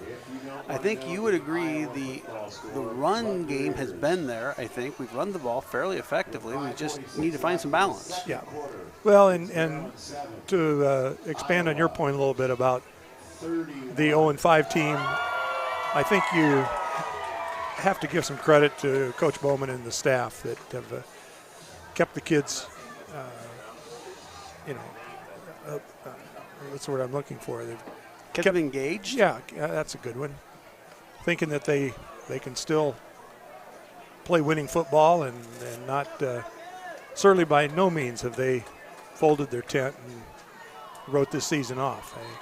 That's not easy to do for as a coaching staff, to keep your kids with a winning attitude, even though things haven't gone their way this season. So let's hope it pays off in the second half.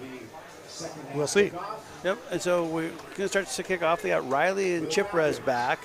And that next line is Twilly and Baker. And I bring that up because I would not be surprised to see them try that little pooch again that they did kind of off to that right side. Hopefully we're a little more ready for it this time. I don't think we reacted to it real well. We were fortunate it went out of bounds. Yeah, I would agree. That was close to a disaster situation. Yep, and not the way we'd want to start the second half. So and credit again the Fairfield staff. That was an adjustment they made rather than kick it too deep and risk the big run back, which has happened a couple of times. They decided to go with the pooch. So kicking for Fairfield will be number 37. He is not on our roster, so we're just going to call him the kicker. He's had a decent leg. He'll kick it down to about the 10 if he lets it go. And back there will be Jackson Riley and Carson Chiprez ready to field that. So, and here we go. I think we've now got the ball on the tee, right team ball, and we're ready to kick this off. So they do try the pooch again off to the right. Carson Chiprez or Carson Jones catches the ball, fields it, brings it forward for about 10 yards. So a nice adjustment. And, Carson Jones is his first year of football, so a learning experience, and I think we saw a nice adjustment there. Yeah. Gathered that end-over-end pooch, if that's what we want to call it. I'm going to assume that was on purpose, but I think it was. Now I'm going to assume that next time he'll be instructed just to fair catch that and fall down, but nonetheless. So we're going to start off the 40-yard line, 1st and 10. Falcons come out with, again, the two running backs and the tight end off to the left side. In the backfield, looks like it's Vandenberg and Riley.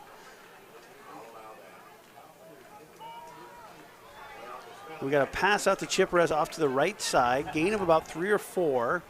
And again, it was a quick, short pass, but that was maybe the best pocket that we have seen from the Falcons there. There was no real pressure on Schwenker, and so a nice start to the second half. They've gone to that slightly an out pattern, a short out pattern, I guess you would call it, and didn't connect a couple of times. That time they did pick up some yardage. So we got run off the right side by Jackson Riley. I think that the Trojans were maybe geared up for that one. Off to the short side. Not much of a hole there. I think Jackson did a nice job of gaining a couple of yards. Got hit at the line of scrimmage. That play's been good for the Falcons tonight. It has. Run that into the short side, as you mentioned, and usually has gone for some nice yardage. That time only about a couple. I think the times before we ran the kind of the pitch, that was more of the direct handoff. But nonetheless, you would have thought. True. So drop back to pass. Another nice pocket. Chiprez is open, gets his hands on it, but it falls incomplete. Moment of panic there as it was up in the air. So it's going to be 4th, and I suspect we're going to have to punt here. Not the start we are looking for, but again, if you're looking for some optimism, I saw a pocket a couple of times. I saw a better chance, I think, to maybe move the ball down the field. So that's a nice adjustment.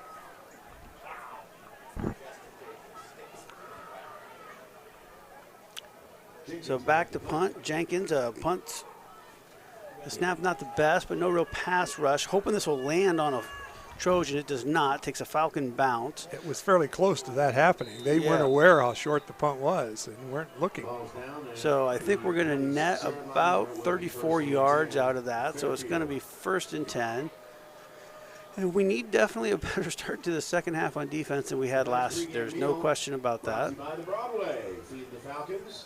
We thank the Broadway for their support of Falcons. So it looks like we have a little adjustment in our defensive line. I see Aiden Niffen out there at defensive end, Howell, Birch, and I think that might be Jenkins, maybe his defensive tackle. Trojans come out in 2-by-2 with quarterback keep off the right side. So that play has caused us problems, and so it's a 5-yard gain, which obviously we'd love for that to be a no-yard gain, but we're going to take that based on the experience we had with that play a couple times. Yeah, quarterback has broken that several times for good gains. So 2nd and 6, or excuse me, 2nd and 4 after that gain of 6. Going to bring Falcons already making some adjustments on the defensive line. Allen is an effective runner. He is. He not only shows some speed, but he broke some tackles, and he's two running backs in the backfield. They're passing deep, going after Carson Chiprez, who has a very nice field position. Carson Chiprez with a nice play, a good defense, but he's grabbing at his knee. Unfortunately, I think Carson might have hurt himself on that, but a heck of a defensive effort. So we're going to be. Here comes Aaron Bush, and just a thank you to Great River Medical Center, but Carson Chiprez looks to be in some pain. Hopefully it's just a cramp or something. Yeah, I really couldn't tell. It looks like he made a leaping attempt at breaking up the pass and then went to the ground, and I mean, there was no contact, I don't think. I don't think there was. Must have just landed awkwardly. It looked to me like an awkward land, and I do know that Carson had some knee issues from track. Okay. So hoping nothing serious here, but we're going to take a break while they tend to Carson, and we'll be back.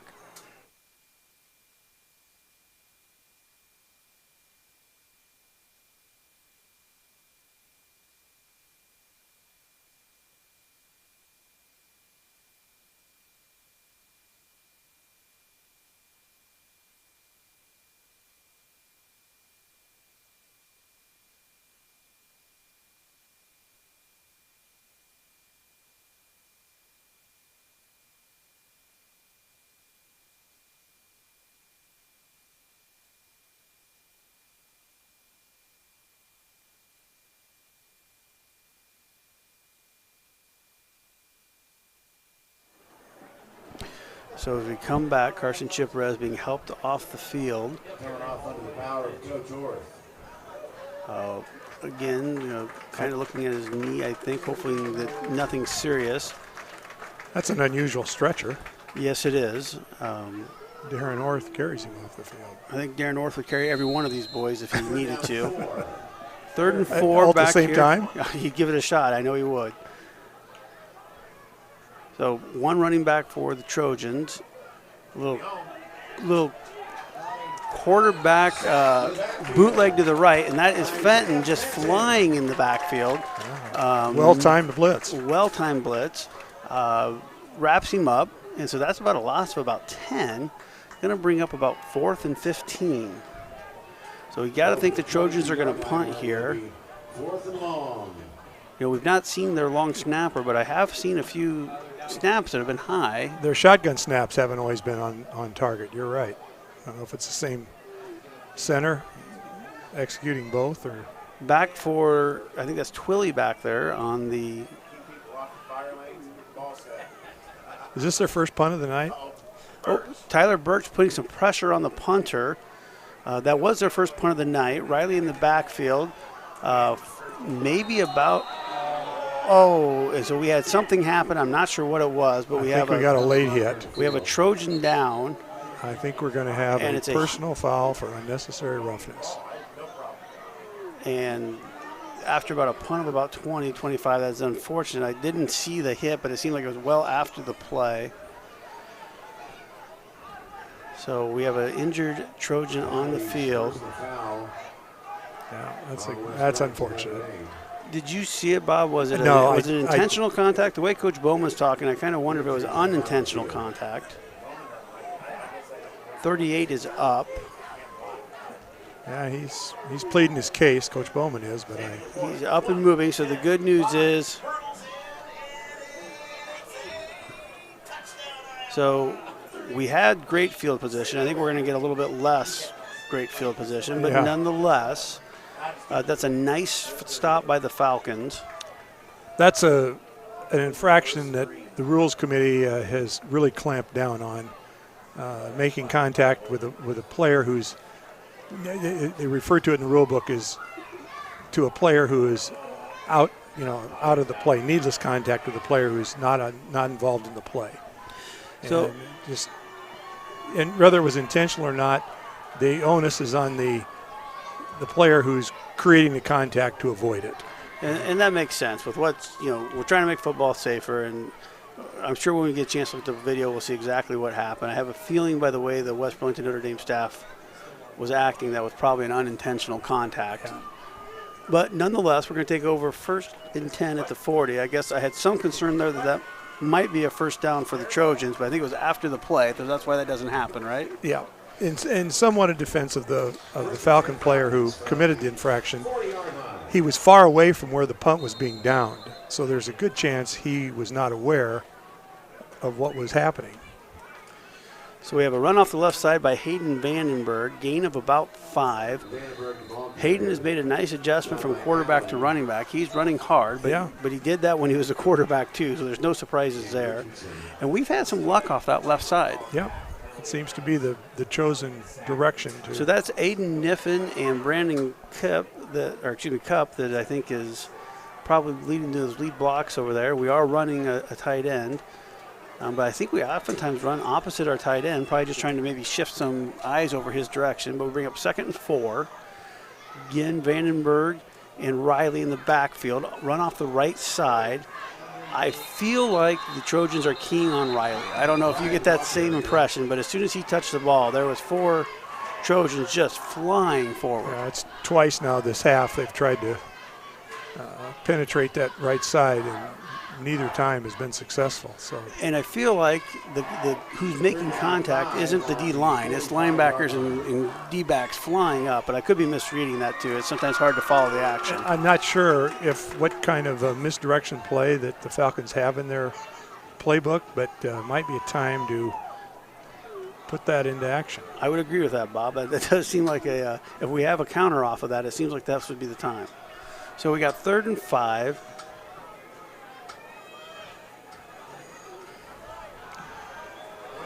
We got, what a catch by Carson Jones. So we have, Oh, no.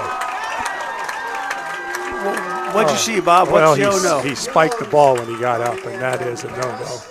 So I was afraid they would flag we were that. coming back 15 yards. So But I they believe didn't. that's probably Carson Jones' first varsity catch. So an exciting moment for him. Might have got a little carried away, but I completely dropped my play-by-play there. But it was a drop-back pass, a little tight end skinny, I would call it, and a nice catch by Carson Jones and a heck of a throw by Caden Schwenker to put it over that right shoulder. So that's probably the best downfield throw he's had tonight. And as you said, a nice catch on the other end. So here's that switch play to Riley, and that little toss seems to have a lot more success to the short side. A nice run off the right side, a nice hole there. I think the toss pitch is more effective because he catches it pretty much in full stride. Whereas in the handoff, he seems to be a little more hesitant to wait for the hole to develop, and it isn't there. And I wonder if that motion a little bit doesn't keep the freezes our back a little bit, because it could be a pass out of that. Yeah. So nonetheless, we got another 1st and 10 from about our 14. A nice Falcons drive going. Hopefully we can put it in. We got Riley and Vandenberg flanking. There's that counter we talked about. There it is. So that's a fake handoff to Riley that they have been jumping all over, and off of that, Schwenker keeps it, goes right up the middle, gain of about 12 or 13. We do have a player down. That is, I'm not sure who that is. I'm wondering if it's not number 67, Jack Spencer. But I'm not sure. He looks like a 7 on the back. It is a 7. I can't see the other number yet. Have no idea what happened. He's just kind of, I think maybe got hit in the stomach, catching his breath is my guess as to what might be going on. I will say that I've noticed the game's getting a little frisky.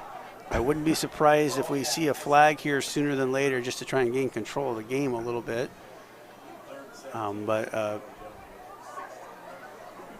Jack Spencer was the injured Falcon. He's walking off under his own power. We do have the officials talking to the Falcon players and the coaches, so I'm wondering if that conversation isn't going on like we were talking about. I'm wondering if there wasn't maybe a little extracurricular on that play. Just very possible. Judging by the way, but none. We're going to set up here 1st and goal from the 3 in the on the West Burlington School District website. Chris Wallace and Bob Bowen on the call tonight. The webcast for friends and family near and far on the West Burlington website. So, 1st and goal. I'd love to see maybe 3 or 4 handoffs to Vandenberg and see what we do here. There's the first one. Vandenberg off the left side. I'm not sure he's going to make it in, but he's going to get awfully close. Close to the goal line. Going to bring us up, 2nd and goal from the 1? I'd say even maybe less than the 1. Not so sure. I wouldn't have Vandenberg come in and play quarterback and take that quarterback snap. So, Bob, I feel like they maybe even moved us back to the 2 there. I'm not sure that was our best spot, but. Yeah, they did back it up a little bit from where it originally was. So we're going to have 2nd and goal from the 2. I don't think we're going to need to punch it in from about 2 yards out. I got a feeling we're going to keep our shots here. So, again, Schwenker and Riley, handoff to Vandenberg. They were all over it, flying into the backfield, number 53. They're going to say we got back to the line of scrimmage. Quite frankly, I'm not sure that's what I saw, but we're going to take that spot, I think. 3rd and goal from the 2. Well, we've tried the middle of the defense. Maybe you need to think about an edge here. I wonder about that little pitch to Riley that's had pretty good success. So 2 wide receivers to the left. Schwenker discussing the play with Vandenberg and Riley. Snap. A little pitch. And that is Carson Jones with a touchdown. We do have a flag on the play. I think it's after the touchdown. Again, this chippiness continues. I think we're going to see an unsportsmanlike call. I'm not sure against who. It'll be after the play, if that's what it is. So the touchdown is going to count. Right. Now, if this is 15 yards, that's probably a big deal. I think we're going to have a hard time kicking an extra point from 15 yards back. They can also have it assessed on the kickoff, if that's what they choose. With the score of this game, touchdown. Touchdown's good. Personal foul. That's 2 now on the Falcons. I think we're going to need to get things under control. So at a 20-13 score, Bob, would you take that penalty on the kickoff, or would you take it on the extra point? Given the limitations of our kicking game, I would kind of take it here, I think. I would think so, too. But it doesn't look like that's what they're going to do. Looks like they're going to go ahead and take it on the kickoff, which will probably rule out my onside plan. Looks like we need a holder. We don't have a holder. I think the problem is Carson Chiprez is our holder, and as we know, he's hurt and injured. So out comes another number 8. I'm not sure who that is. So maybe he's got Chiprez's jersey on. Chiprez is still on the bench, and unfortunately, it looked like a good snap, but just a block. Just Trojans, a lot of Trojans in that back, and the kick didn't get up. So 20-13. Need to get ourselves under control here a little bit, but that's a heck of a start to the second half. Yes, it is. Nice response. So we'll be back after the timeout here.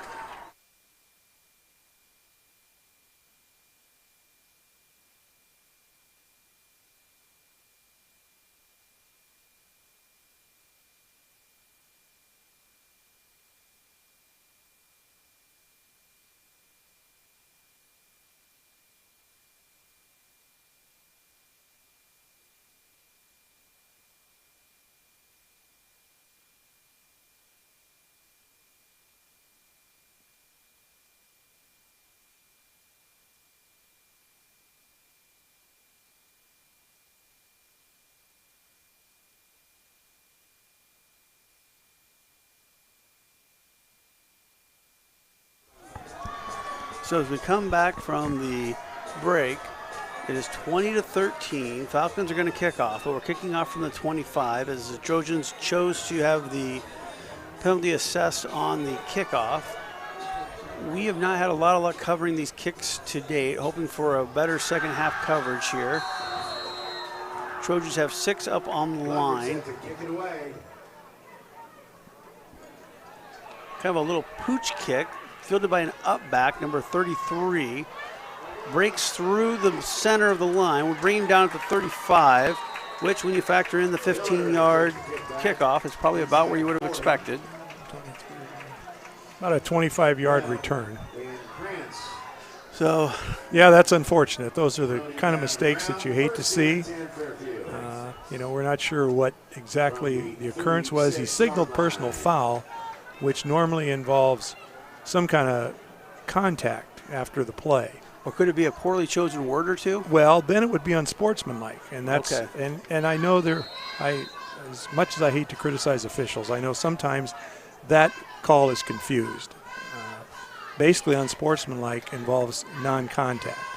It's running your mouth or excessive celebration or spiking the ball or something like that. Interesting, as we come out here, number 34 is not in the backfield. 24, and I still don't know his name, was a little swing pass to the right, and some excellent hustle by the Falcon defense. I think that's Fenton and Birch who team up. I think Fenton might have got there first, but I'm not sure. Nonetheless, it was a nice tackle, but the officials are talking to Fenton, which... Yeah, I'm not sure why. I don't think unless his helmet was close to being involved in that.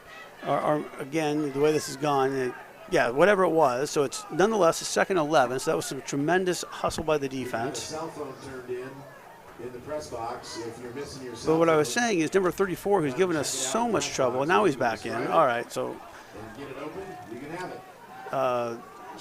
2 backs in the back, 34 and 24. Big 44 is in the slot. So I think we're going to have a 40-second delay of game here, are we not? The flag comes from the back. That's what it is. That's what it is. So the momentum here is starting to feel like maybe it's moving our way a little bit. Halftime score out of College Park, Maryland. Iowa 34, Maryland 7. So 20-13. We're going to have 2nd and 16 from the 41. Trojans have their 2 backs in the backfield. That's Metcalf, and I think I said I'm going to call him Cheech. Direct snap, handoff to number 24, and that is Fenton in the backfield again. Welcome to some varsity football, Isaiah Fenton. I'm not sure he's played the last 3 or 4 games. I'm not sure exactly why, but if it was an injury or something, we're glad to have you back. He's flying around, that's for sure. He is covering some ground out there. He's not a very big guy. So Isaiah is an all-state wrestler, I believe. Okay.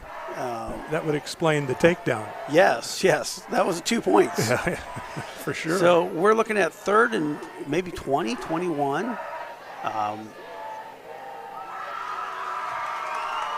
Well, they oftentimes say wrestlers in Make football, the best football players. Yeah, they do. So they got a 3-and-1 lineup here off to the right. 44, so you got to keep your eye on, I think. We got direct back. Deep pass. Picked off. That's Caden Schwenker, I believe, with the pick, and he's bringing it back up the left side, up to the 45, to the 50, where he's knocked out of bounds. Can't tell from here whether that was late or not, but nonetheless, the Falcons are going to start with the ball on the 50-yard line.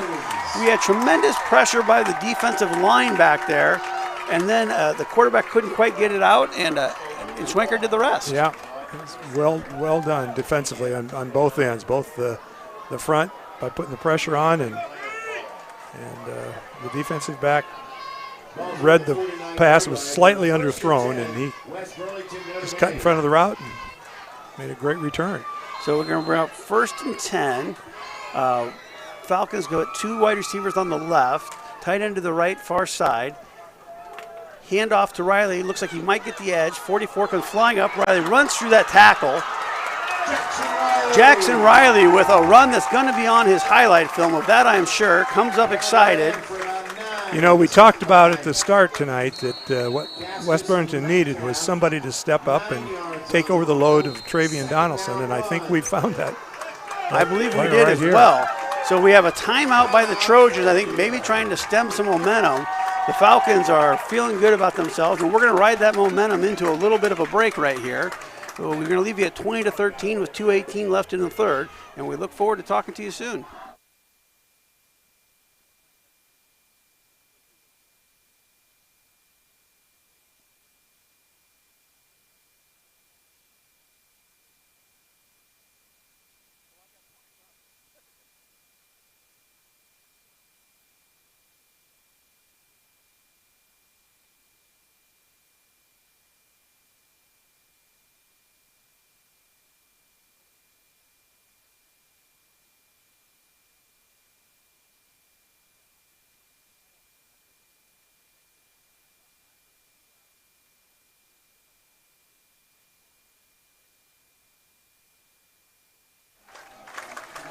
All right, so we're going to come back. It's going to be 2nd and 1. Falcons are driving. Trojans called the timeout. Probably just trying to shift the momentum a little bit, but hopefully that's not going to work. Falcons line up 2 wide receivers on the right. Vandenberg with a run off the left, up the middle. Nice run. I would say he's probably 4 yards before he's touched, and then once he is touched, he carries him another 4 or 5 yards. Yeah, he's got some leg strength, doesn't he? He does. He can keep those legs moving and carry potential tacklers with him. So we're looking at first and goal. First and goal from the 33. Not goal, just first 10 from the 33. Getting ahead of myself here. We hope it'll be first and goal before long. Another run by Vandenberg off the left side, read pretty well by the Trojans. He's met at the line of scrimmage. But still picks up 3. Sure does. It looks to me like on that one, the Trojans were selling out to stop that run. There was everybody up on the line of scrimmage. Pilcher and Wheaton on the tackle for the Trojans. Gain of 2 brings up 2nd down and 8. We're going to bring up 2nd and 8.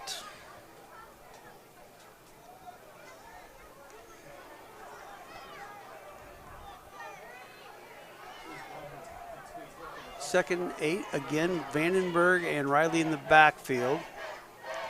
Run that pitch to the right to Riley. Looks like he had a shot at the edge, cuts it inside, ends up picking up maybe 2. I'm going to guess Jackson might like to have that cut back, but nonetheless, that's easy to see from up here. Looks like about 3rd and 6.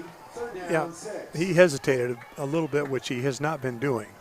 But I think he felt like the edge was not there, and he attempted to cut it back, but that wasn't there either. Yep, but 3rd and 6, still moving positive forward.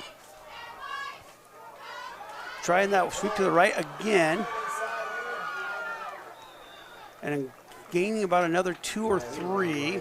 Going to bring up about 4th and 4, and I'm going to guess that's our last play of the third quarter. So the Falcons will get some time to think about it. We got about 25 seconds left. The coaching staff is certainly not afraid to run that play multiple times, and they run it into the short side almost every time. So I am wrong. We are going to go for it here. It looks like at least before the end of the quarter, we're up, hurried out, 4th and 4. Now it's and about I think to be we got. I think we just drew them off. Yes. So Caden Schwenker with a phenomenal ball snap. Good discipline by the offensive line. We got. Is that encroachment or is that offside? There is no offsides in high school football. So I can always go with encroachment. It's encroachment. All right. So that's going to bring us up 1st and 10, and I will guess that is probably our last play. We'll see if your prediction's right. The third quarter. If I keep saying it, it'll eventually be right, Bob? Eventually. Clock should start here. And so we're going to go into the third quarter. Going to the fourth quarter. Falcons driving on their own 22, 1st and 10. We're going to take one more break here and bring you back for the fourth quarter.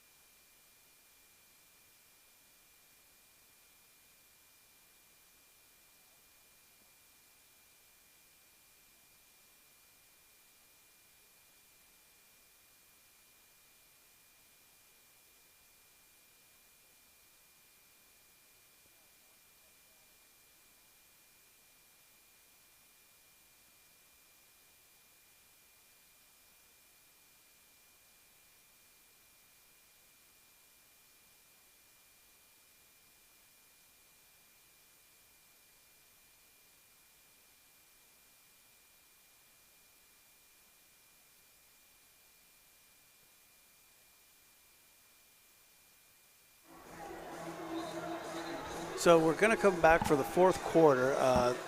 What's been a phenomenal student body is jumping up and down. It's not quite like Wisconsin, but we'll call it close. Going to come back with a 1st and 10 from the 22. Be curious to see how the Falcons attack this. The run game has been kind of our strength in this quarter, but the passes they have thrown have worked. Yeah. So again, the 2 running backs in the backfield, Vandenberg and Riley. Hand off to Vandenberg, up the middle.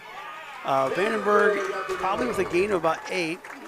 That's that run option, I think, and a nice read there. Vandenberg's hit, what would you say, about the 2 yards on his run and gets another 5? Yeah, I'd say at least. Yeah, he continues to do that. He does. So that's going to bring us up with 2nd and 2. If you're the Falcons, I think you just want to kind of keep pushing this forward. Hand off to Riley off the right side. Jackson Riley off right tackle was got by. Got a couple, looks like Vandenberg got rolled up on there trying to be the lead blocker. Not sure if we gained anything. It looks like no gain. So looking at 3rd and 2 with about 11 minutes left. I'm pretty sure you're probably in 4 down territory here. I would say that's a safe call. Vandenberg coming off, holding his back. We know he's a tough kid. I'm sure we'll see him soon. Fenton comes in for Vandenberg. I wonder if we're not going to see that little flip to the right side. And sure enough, that is Jackson Riley, but I think Fairfield and everybody was sitting on it. Jackson Riley takes a hard hit. Going to bring us up about 4th and 2. That was a complete sellout, I think, by Fairfield. Yeah, I think they read the same thing that you did. It's going to the well once too often, as they say. I think once Vandenberg left, they had their key. So we got 4th and 4. Vandenberg's back in, though. So. He is. Looks like from about the 15-yard line. 2 wide receivers to the left. That's Twilly and there's a pass interference. So we tried to run a slant to number 19, and I'm going to apologize. I'm not sure who that is. Number 19 is Lance Steinhoff, but Lance was hit by about 2 Trojans before the ball got there. And so that's going to give us a first down. I think we'll definitely take that call. I mean, Yeah. do you think some of that flag is because that hits up high too? No, that was clearly pass interference. The ball was in flight and contact occurred. And we were talking earlier, like I would have thought that to be maybe an uncatchable pass, but you were telling me during half that I don't know my rules very well. So can you help us out there, Bob? There is no uncatchable rule in high school football. So that's going to bring up 1st and goal. I finally get to my 1st and goal. There you go. You are a prognosticator. You knew it was going to happen. That's right. So we got Vandenberg and Riley flanking Schwenker. Handoff to, nope, he keeps it. So that was, Yeah, he handed it to Riley, I believe. did he give it to Riley or did Yeah. he follow him in? All right, so he did hand it off to Riley. I think that's about a 4-yard gain maybe. Going to bring up second and goal from the 4. Yeah, it looks like they're inside the 5. Well, the Falcons really need to get this in. That's Absolutely. Obviously a Mr. Obvious statement, but I think then it'll be interesting. I'm looking ahead. Maybe I shouldn't, but they botched the last point after. you don't have your holder anymore. Right? Do you? Do you go for 2? Yeah, that's. Well, let's hope we have that dilemma. Yeah, I'm sure they're thinking ahead already. So we have a direct handoff to Vandenberg right up the middle. And He's in. Vandenberg's hit at the line of scrimmage and comes in. That is a touchdown. Schwenker coming over. It looks like our extra point team is coming on the field, so we are going to try and tie this up with the kick. Well, and the timing of the last one was completely off because the holder wasn't on the field till the last second. I agree, and I'm not even sure the line was ready based on the way. Yeah. We've not had that kind of issues before. Yeah. So 20-19.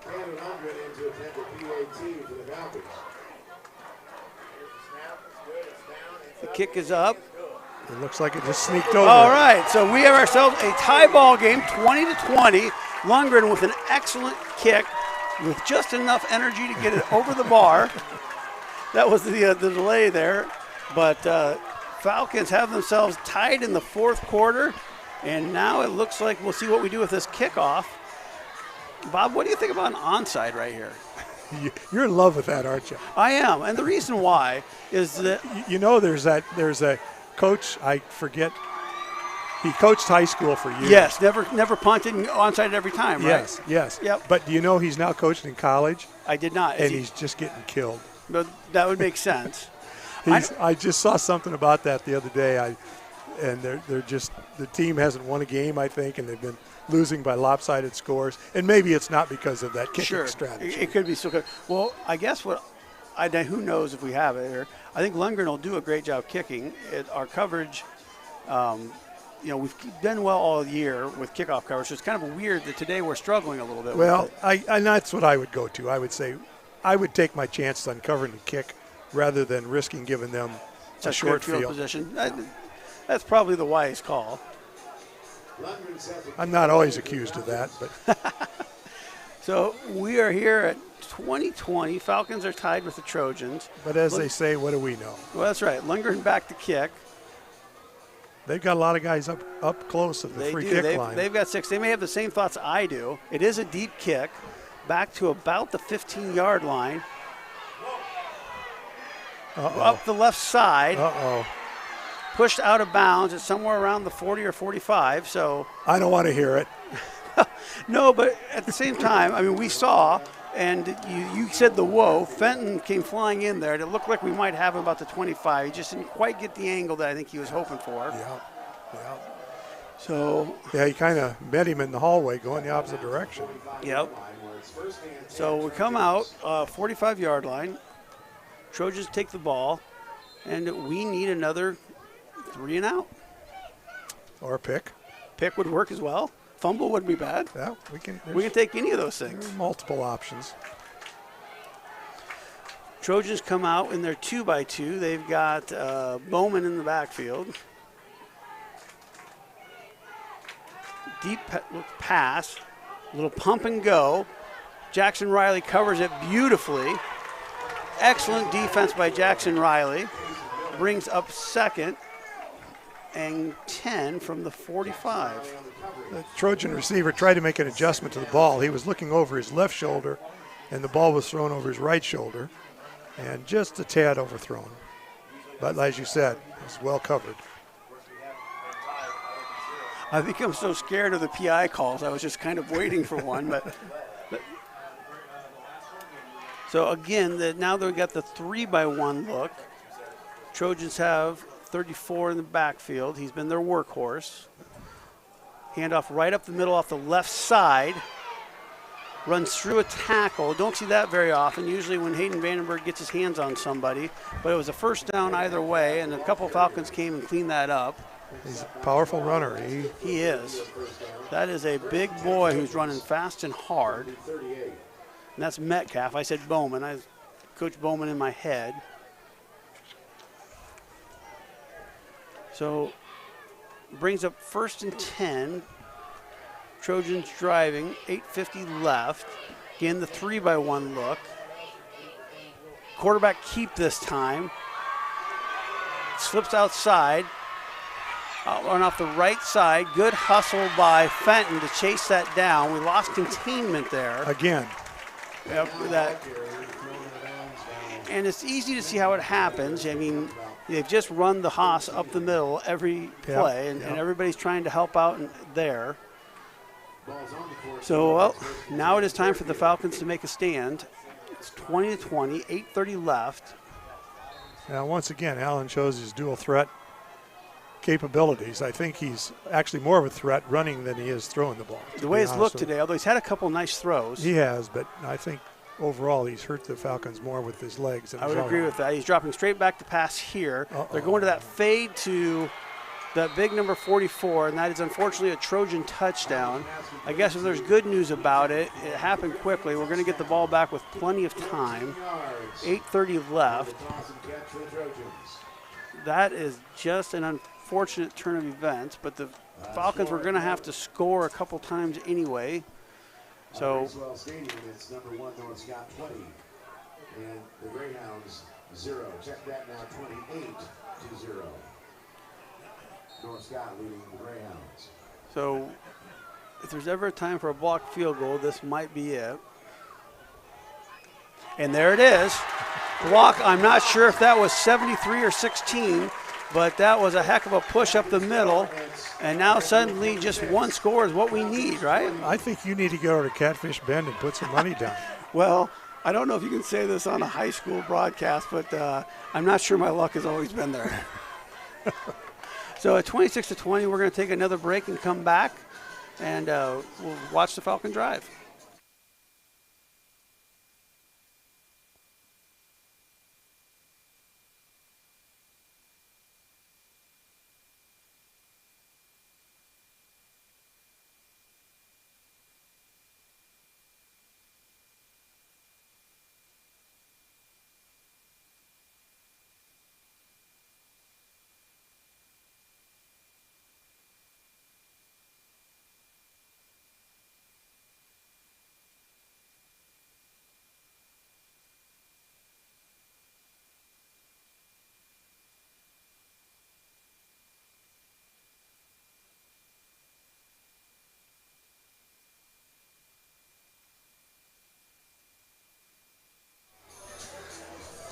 So as we come back for the kickoff, the recapping where we're at is 26-20. Falcons are going to take the kickoff here. We have 8:30 left in the fourth quarter.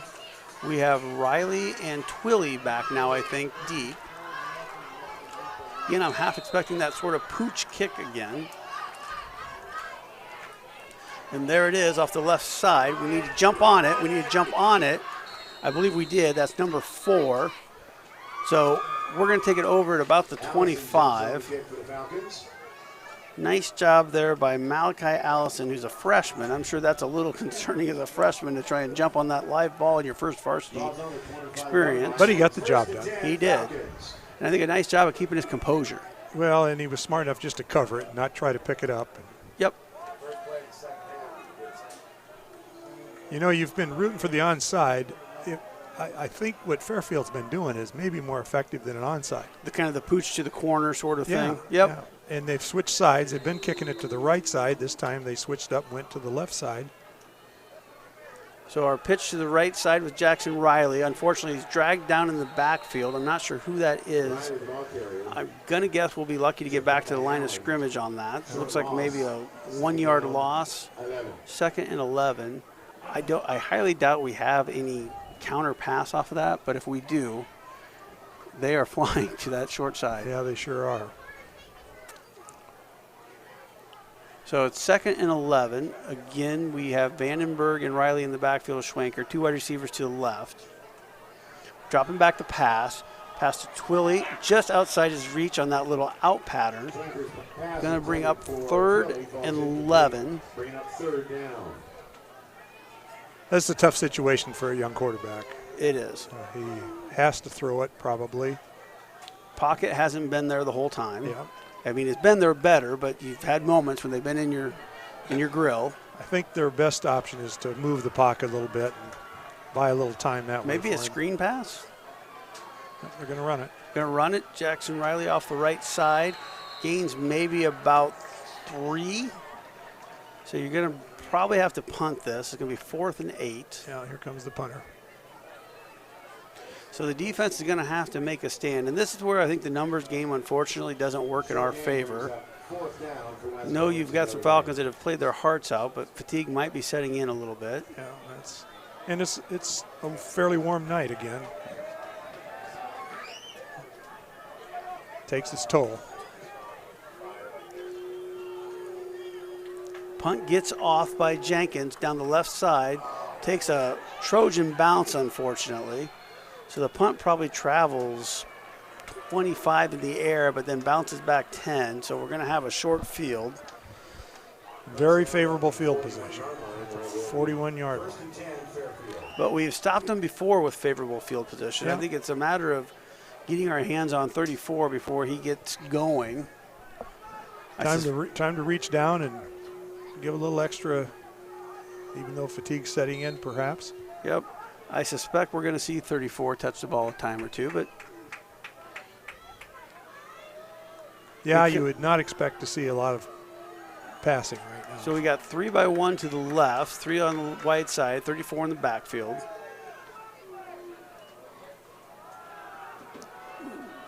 Run off the right side, but a nice job by the Falcons there, holding the spot. That is Hoovelman and Riley, 79 and 3, stopping for about a 3-yard gain. Falcons pulling down after a short gain, led by Fenton and Riley. The way he's picked up yardage tonight, that's almost a successful defensive play. I think that's right. I mean, he's not had many of only that short of yardage. I kind of feel like we might see that exact same play a time or two, and then they'll probably pull the quarterback will keep it one time. Hopefully our defense doesn't stay disciplined. Again, same formation, 3 to the left. Drop straight back to pass, though. Oh, pass comes. So it's a slant route. Kind of a post route. Yeah, post route, but a better description of it. Schwenker tries to cut underneath it and just can't get his hand on it. Caught by number 5 as he's behind him. So Falcons are going to have to score quickly here now with 6:20 left. Yeah, he's kind of like like an outfielder misjudging the fly ball. I think he was possibly in position, but he kind of misplayed it. I think that's right. Again, that might be, nobody's making excuses here, but that might be some of that fatigue setting into you can't jump as high maybe as you thought. Or yeah, who knows? Extra point is good. You forgot to ask for the block. I did. So well, that's on you. It is. That's my fault. I'm going to ask for the interception next time as well. So we're going to take another break here. It's going to be 33-20. Falcons are going to need to put together a drive. 6:20 left in the fourth.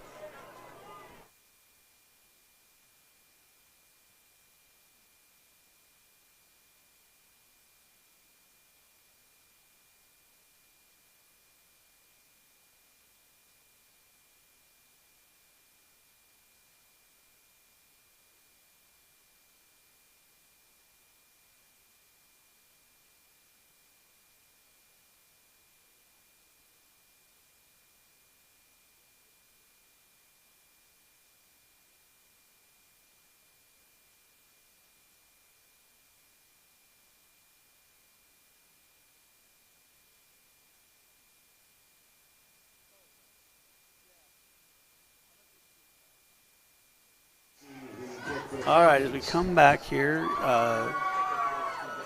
down 13, 6:20 left. Clearly, we need a drive. I assume they're going to do that pooch kickoff to one side or the other again. And there it is. Fielded by number 13. Gets up to the 40. So nice job there. Number 13, that's going to be Andrew Krant. That's a nice job by Andrew to catch the ball, hold on to it. Paid a little bit of a price. It was He did. pretty hard to hit. But he took that. Yeah, he did. House. Touchdown. I didn't see it. I guess on stamp.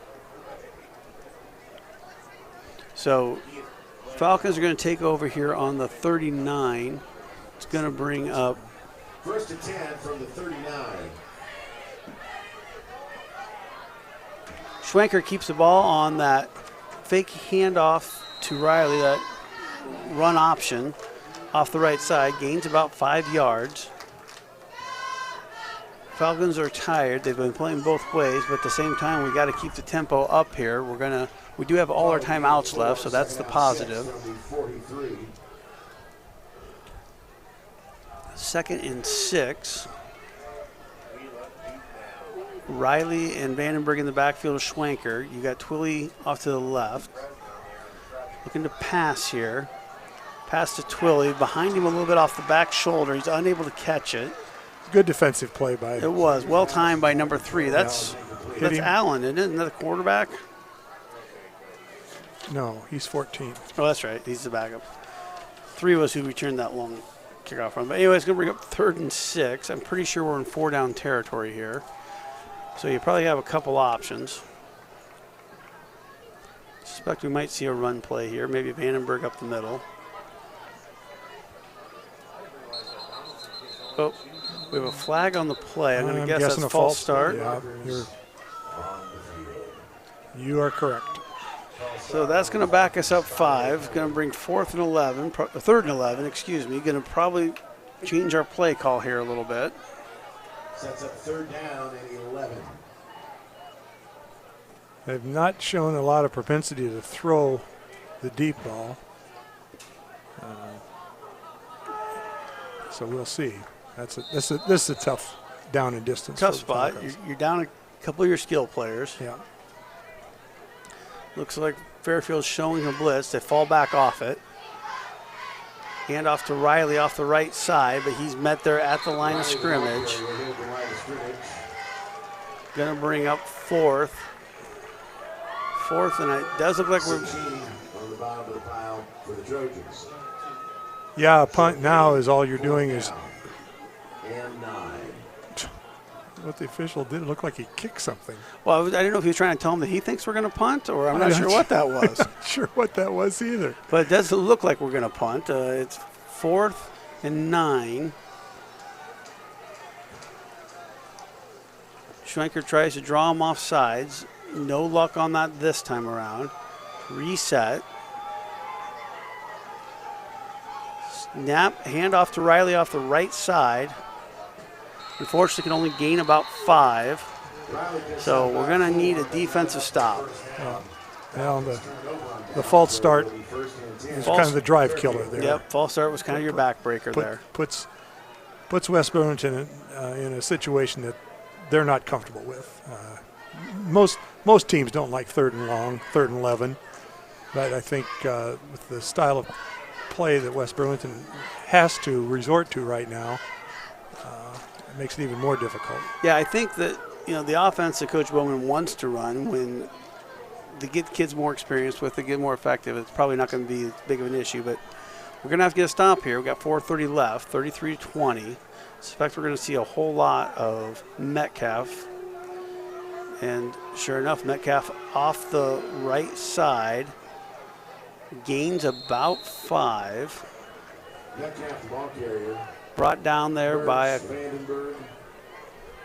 few Falcons.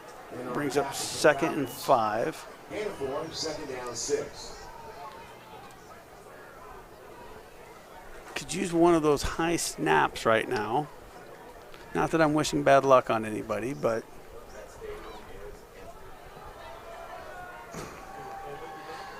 Second and 5. Get in there in their 3-1 formation.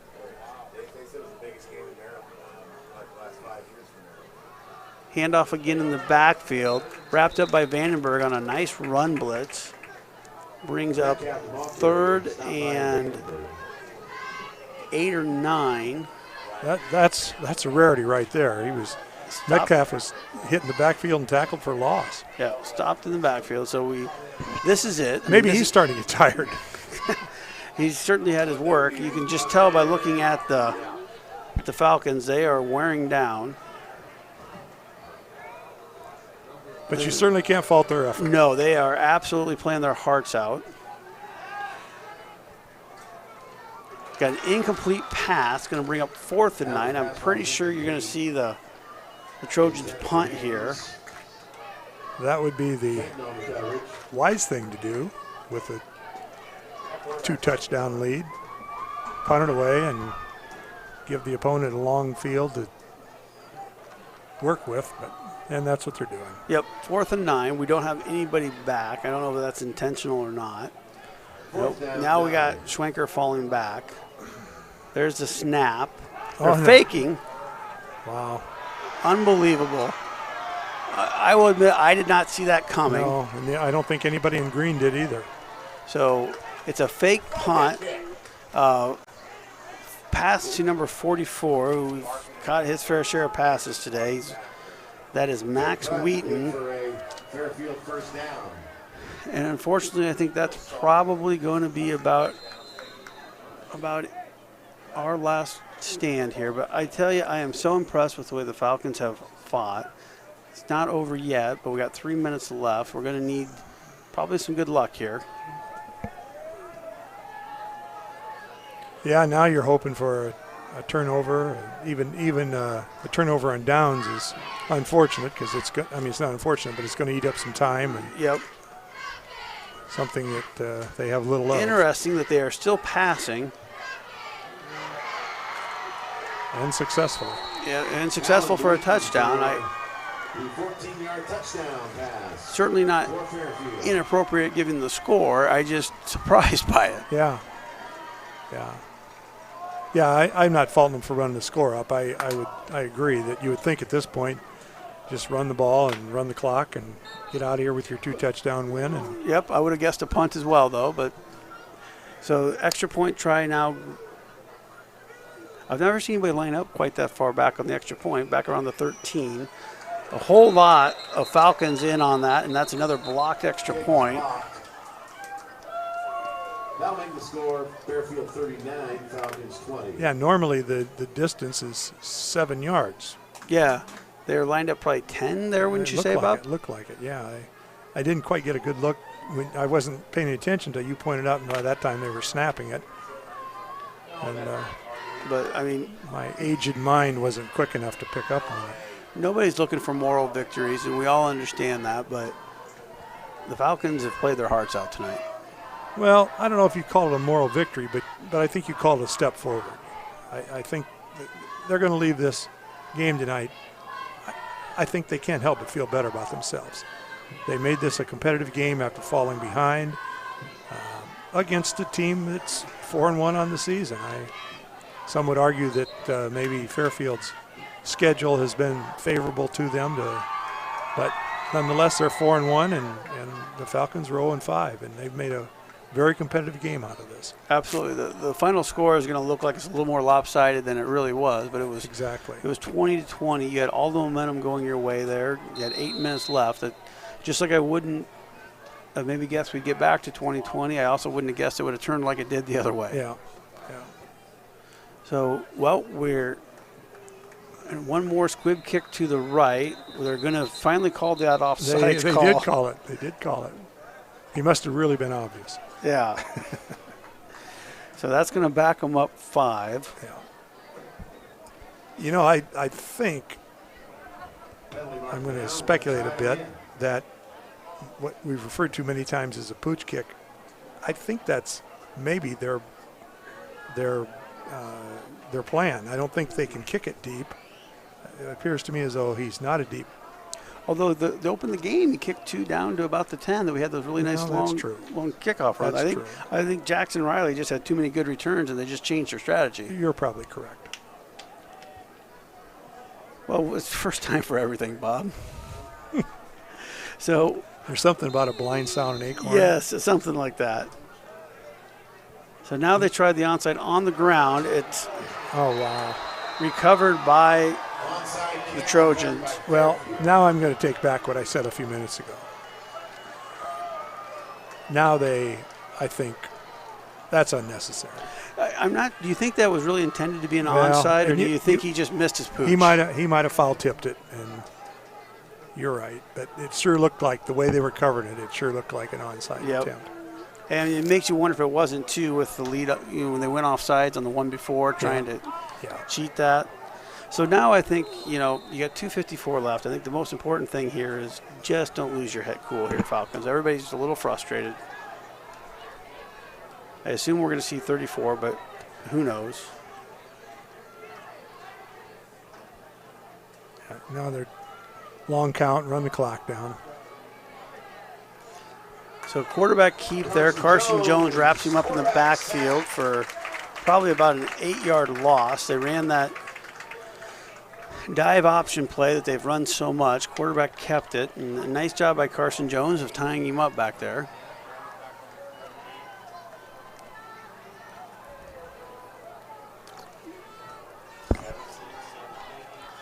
So that's going to start us second and 18.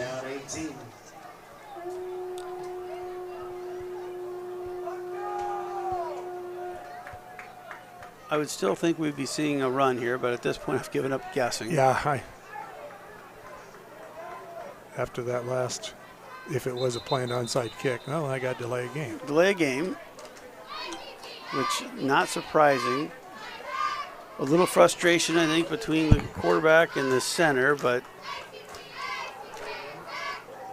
regardless, it's going to bring up second and 22. And at this point in time, if they're going to try and run some real offensive plays, hoping maybe we can get a little luck here. Check your pockets, check your purses. Come up and identify the dress box. Lost cell phone here in the dress box. Brandenburg showing a little run blitz. They are passing on second and 22 up 19 points. 3 scores. Third down and 23. So from the 43-yard line. I would say after that everything's back in play. That could have been a true onside. Yeah. Nonetheless, we got to stop them, whatever they're going to do. It's a minute 40 left.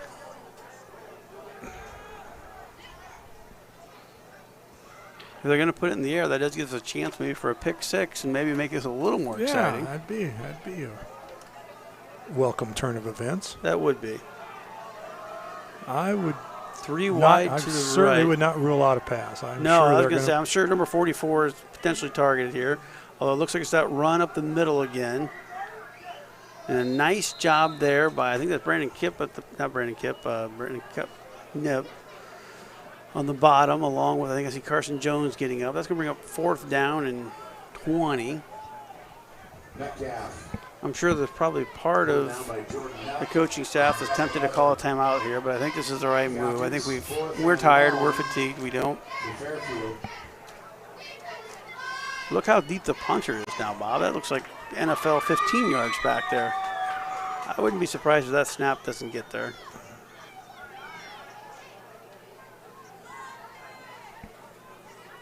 Nope, it's right on the button. Kind of a Australian rugby style. I would say that's right. Gets it off, fielded cleanly by Schwenker at the 33-yard line where we're going to set up shop with 50 seconds left. Just on the other side of the 30, where it will be first and 10 Falcons. So we got 50 seconds left, down 19. Your team's played his heart out. I'm going to guess we'll see 1 or maybe 2 more run plays, and that'll be our ball game. Yeah, there'll be no reason to stop the clock now. It's like Baker's in the running back. Yeah, Baker's in the running back. We got four wide receivers. I'm wondering if we aren't going to pass here. think we have encroachment. Penalty markers on the field. Well, Fairfield has not pulled one of their starters, so certainly they're not Offside, Fairfield. looking to get experience to anybody else. Side red penalty should make it 1st and 5.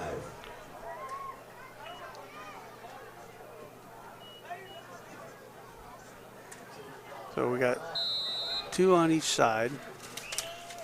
Schwenker back with Baker behind him.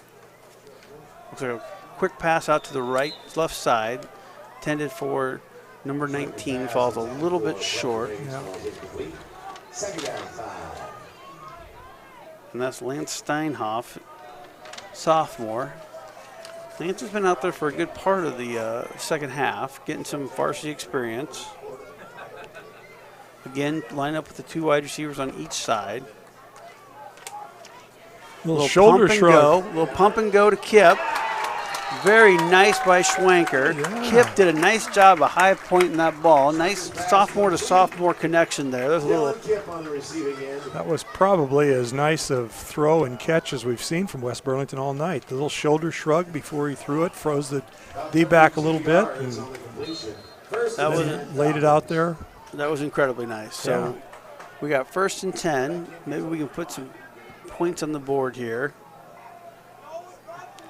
Going again down the right side to Kip, and that is a Falcon touchdown. Wow. That is 2 nice passes, and Kip just ran by his defensive back there. He did. He just ran right by him, and once again, Schwenker And showing, and that pass probably traveled 30, 35 yards in the air and right in stride.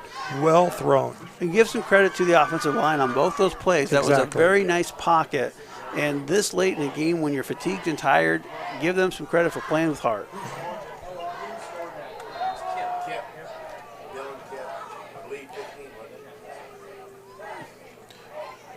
Extra point is good, I believe. Yeah.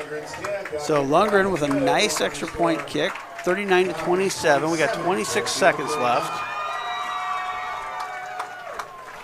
Falcons show heart to the end. Yeah, you got to give them all the credit for that. I assume if we have an onside kick, we're going to see it here. I'm going to get my onside, Bob. You may finally get it. And I want to be clear, it's no knock on Lundgren. I think he does a nice job kicking as a freshman. I think sometimes you got to mix it up a little bit. Yeah.